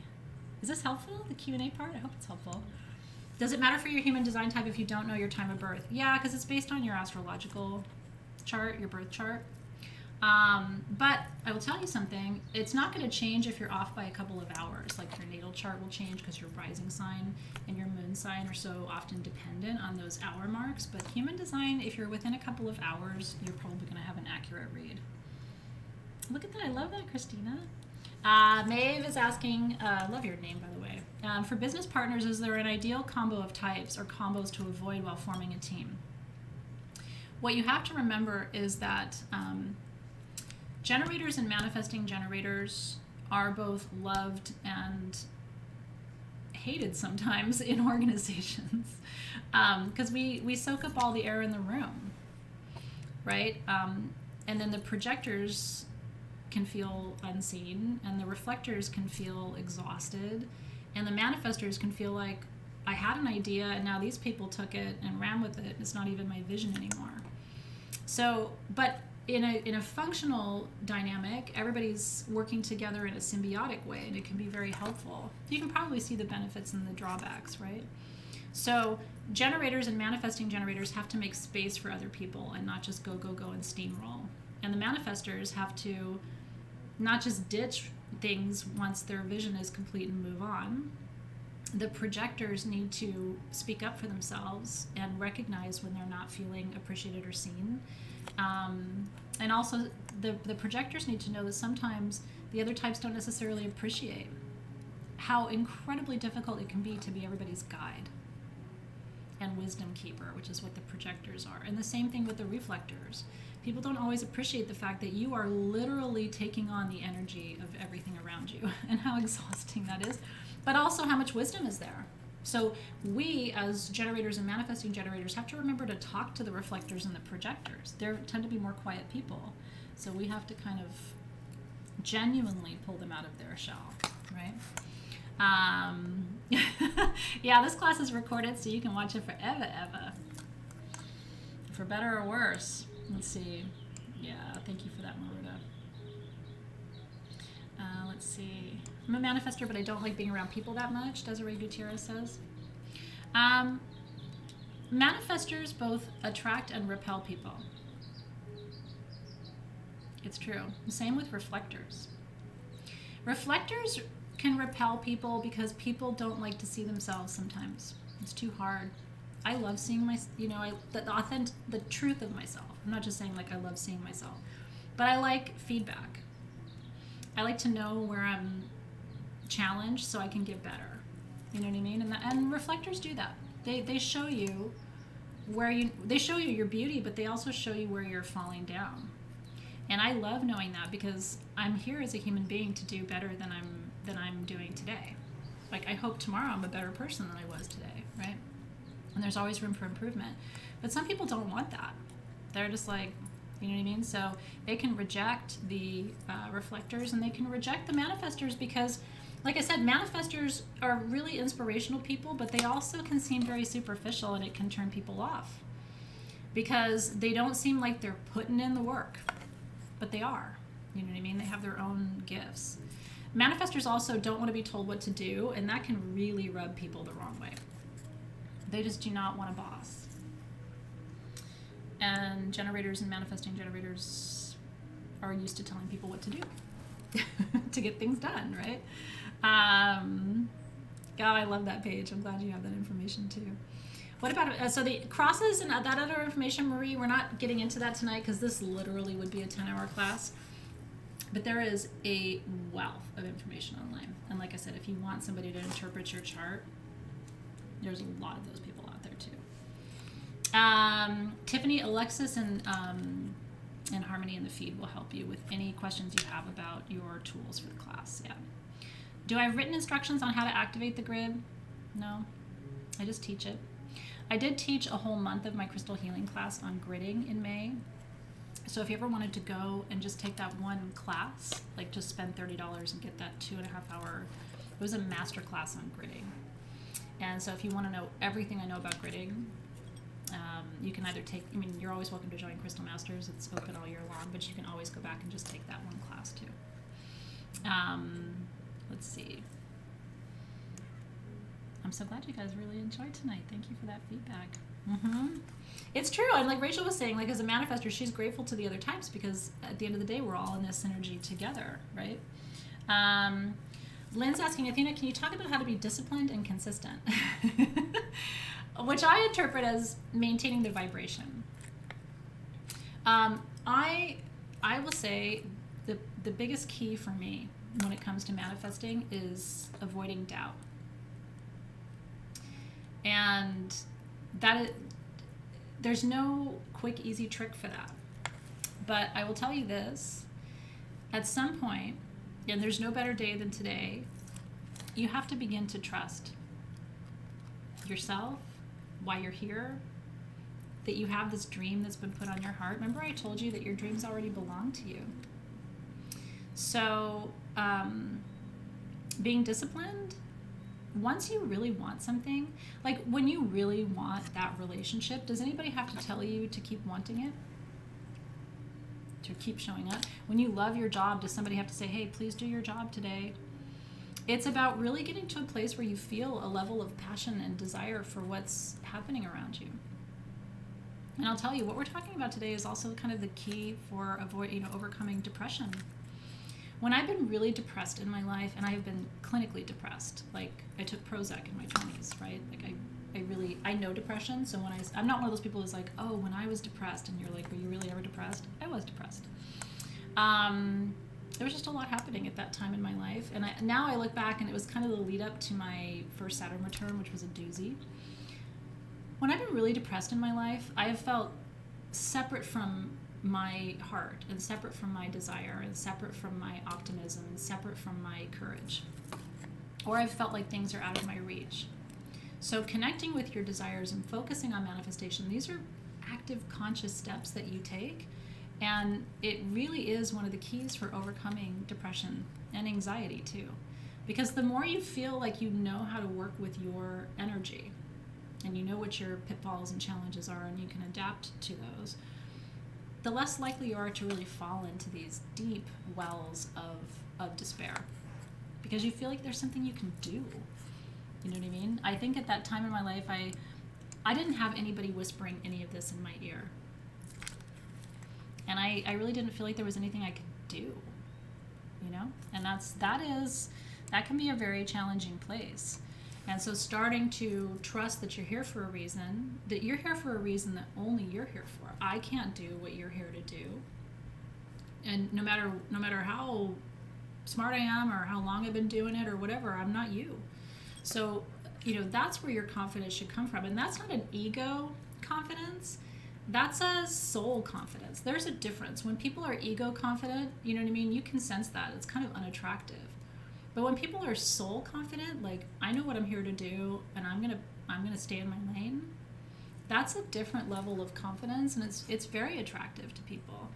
But it can't be like, oh, because I'm so great or whatever, look at me. It's like, I'm on my path. And I know this is what I'm here to do. At least I that to the best of my ability. You know what I mean? And so each day I'm going to get up and do this because I know I'm in kind of the right place. Yeah. We'll help you with that, Keely. We're going to put the, Alexis and Harmony, will you put the Bagua map on the event page? And Keely, check that out. It's spelled B-A-G-U-A, Bagua map. And it's kind of a map of the energy and where to put grids. We talked about that in Crystal Masters in May too. So if you end up taking that class, you'll get that information anyway. Thanks you guys. Well, we're all in this together.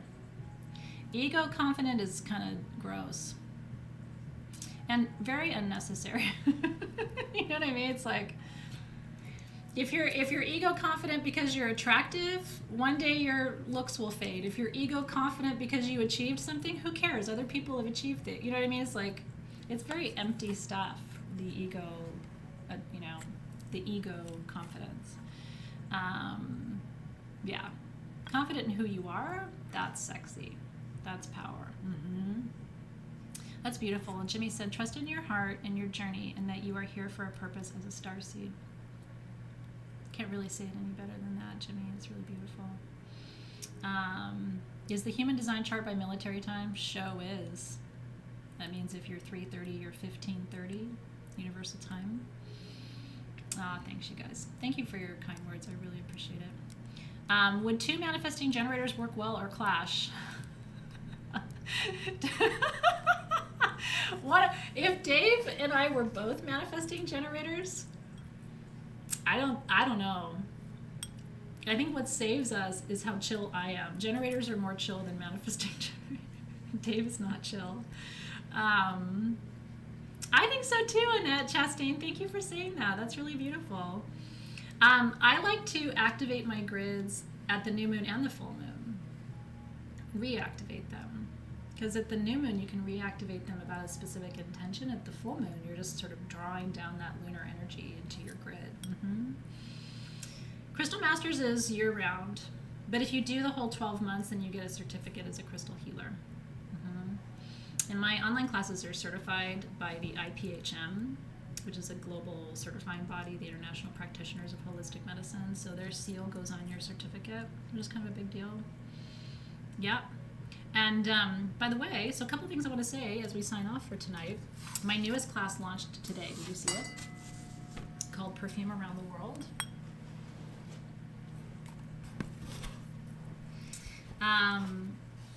In July, August, and September, it's not manifestation, but you might be interested. I've been studying aromatherapy since I was 16. And I finally decided to do a big class. And it's for 3 months. And you can do just the class, or you can get the class and the tools. The tools are everything you need to blend with me. So I'm taking you to Egypt, I'm taking you to France, and I'm taking you to Indonesia. So if you would like to sign up for Perfume Around the World and make these 3 world perfumes, I'm going to teach you about the geography of these places. I'm going to teach you the history of perfume in each of these countries. It's going to be a really fun kind of deep dive, but very different than tonight's class. It's really focused on aromatherapy. And so you can join that class, and it's all 20% off. with code 20HEAT. That's your discount code at sagegoddess.com. Would love to have you if you like learning and want to do a little bit more with me.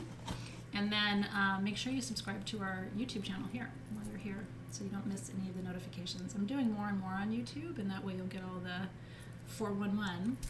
The Perfume Around the World classes are about 2 hours, 2 to 2.5. Yeah. If I say 2, it's going to be 2.5. If I say 2.5, it's going to be 3. We've been together now for 3 hours. Here's what you have to know. When I was a college professor for all those years, I taught graduate school, master's and doctoral students, and my classes were always 3 hours long, forever. And I did that for 15 years. So it's very hard for me to teach for less than 3 hours because I always built curriculum for 3 hours. So I try to do things for 2 hours, but it's really hard because I'm still in that professorly pattern of the 3-hour classes. But I never give you less. But I know more is not always better. Oh, the hermetic principles.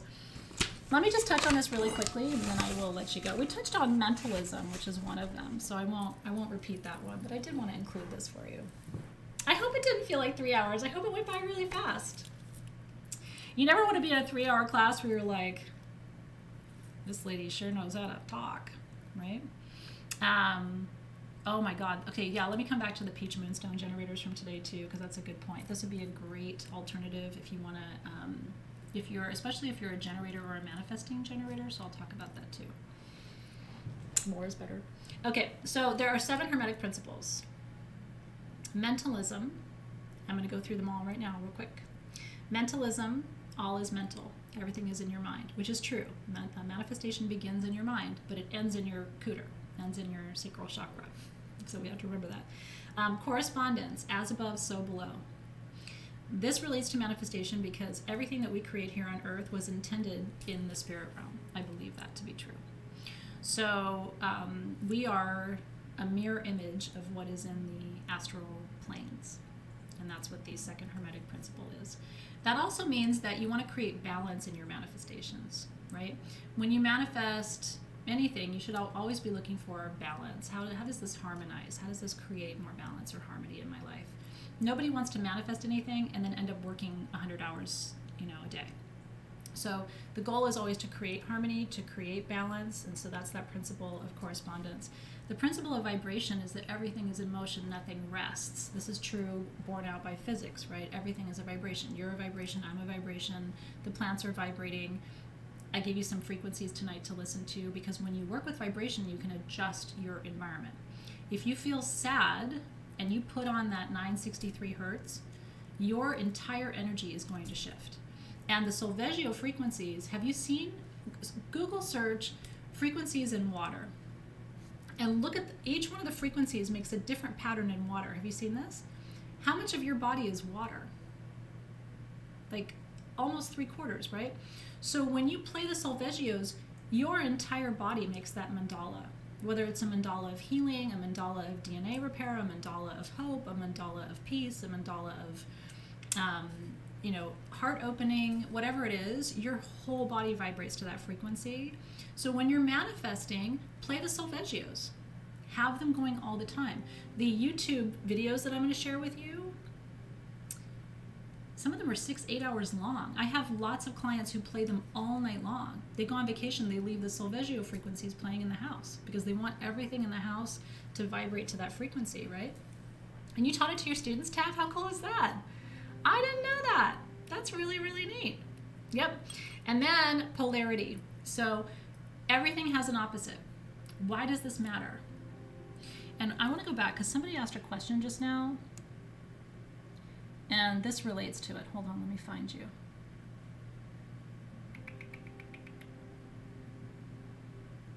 Let me see if I can find you.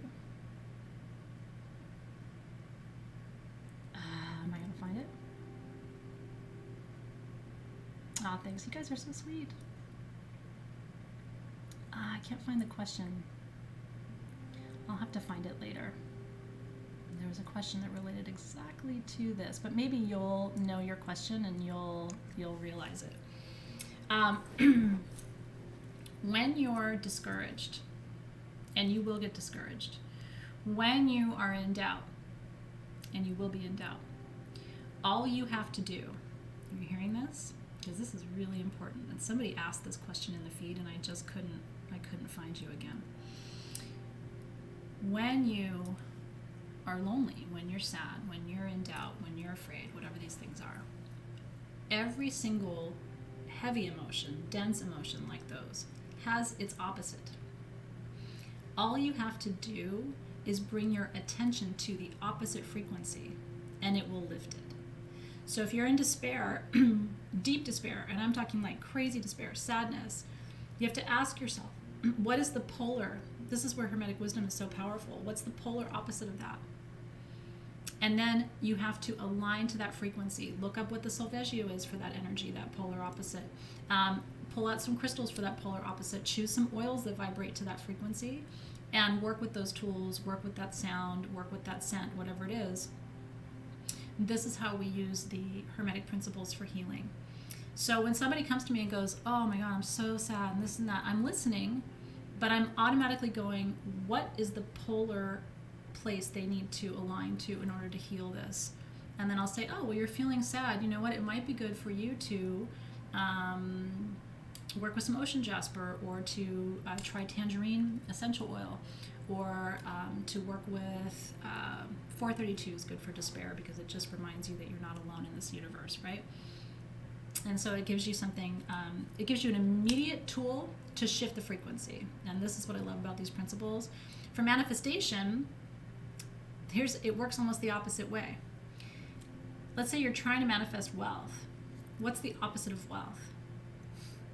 It's lack, right? How do you sabotage manifestation? By going to the polar place. So you say, well, I want to manifest wealth, I want to manifest wealth, I want to manifest wealth. And then later that day, you're like, it's never going to happen for me. You know what I mean? Or like, I don't have enough of whatever it is. You've just taken all that energy you raised, and you went to the polar place. So then what you have to do is you have to balance the energies back, right?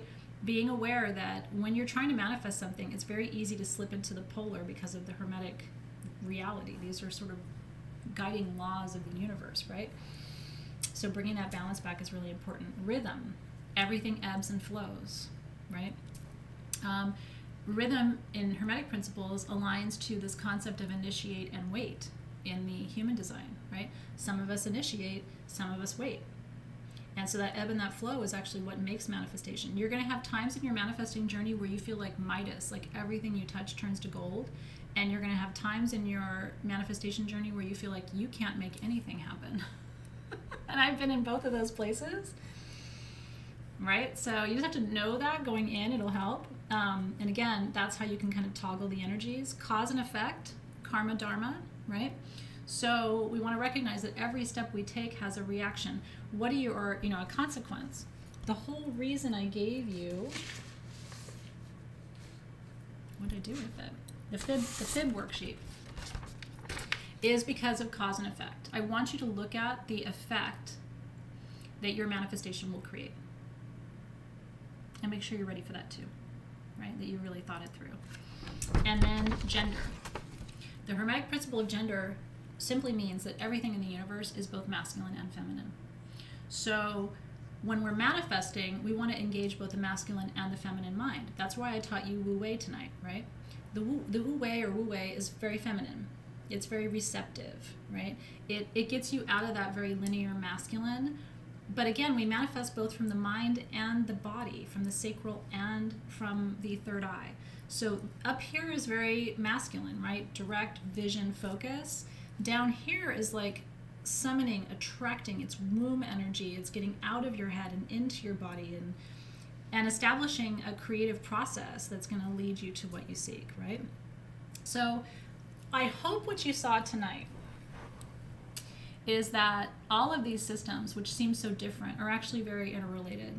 Can you see through what I've taught you the connection between the Hermetic principles and human design? These systems are based on such ancient and esoteric wisdom that it's all sort of interconnected.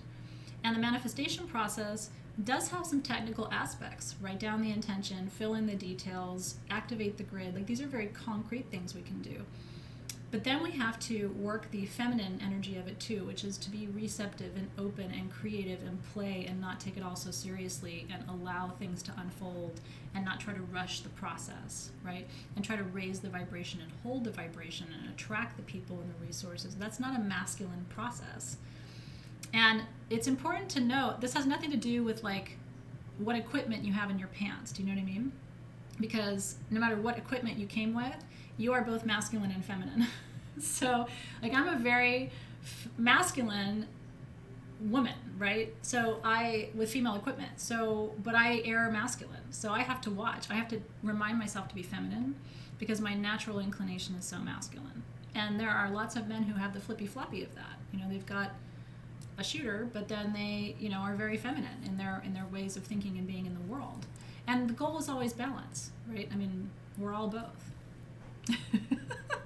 So here are my deliverables to you. I'm going to make sure your worksheet is on the event page. I'm going to give you links to YouTube with all the Solfeggio frequencies. I'm going to post the Bagua map so that you know where to put your altar and where to put your grid if you did all the gridding with me tonight. The last thing I want to tell you is that we do have those generators in the shop today, and I actually did pull them out to show them to you. Oh, here they are. And we do have the manifestation perfume, I think, on its own tonight. We were able to make a few more bottles of that, so if you're interested in that, just don't forget your code. We have a 20% off sale right now with code 20HEAT, which is, it's a big sale for us, so don't forget that. These are peach moonstone and smoky quartz generators. Aren't they beautiful? From Madagascar. I'll show you on the other camera real quick, because they're super pretty. And because there's smoky quartz in it, which transmutes negative energy, and peach moonstone, which is one of the best sacral chakra stones. These are like little Shakti generators. Look at that shimmer. This, I'm not going to replace mine right now because I'd have to reactivate the whole thing. But if you get one of these today, this would be a great replacement centerpiece for your manifestation grid, because this is going to raise that sacral frequency for you in a way that almost no other generator can do. And then that smoky quartz is going to ground your manifestations, which is important to keep all of that energy in your lower chakras. So we have 3 different sizes of them. I don't know how many of them we have left, but they're all at sagegoddess.com, and they're pretty affordable too. They are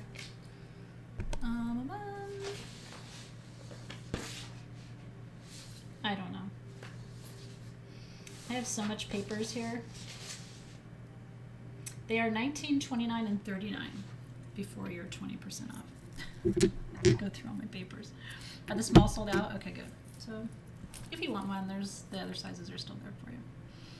Yeah, so the only thing with your Crystal Masters Orange Calcite Flame is it can't be the centerpiece of a generator because there's no quartz in it.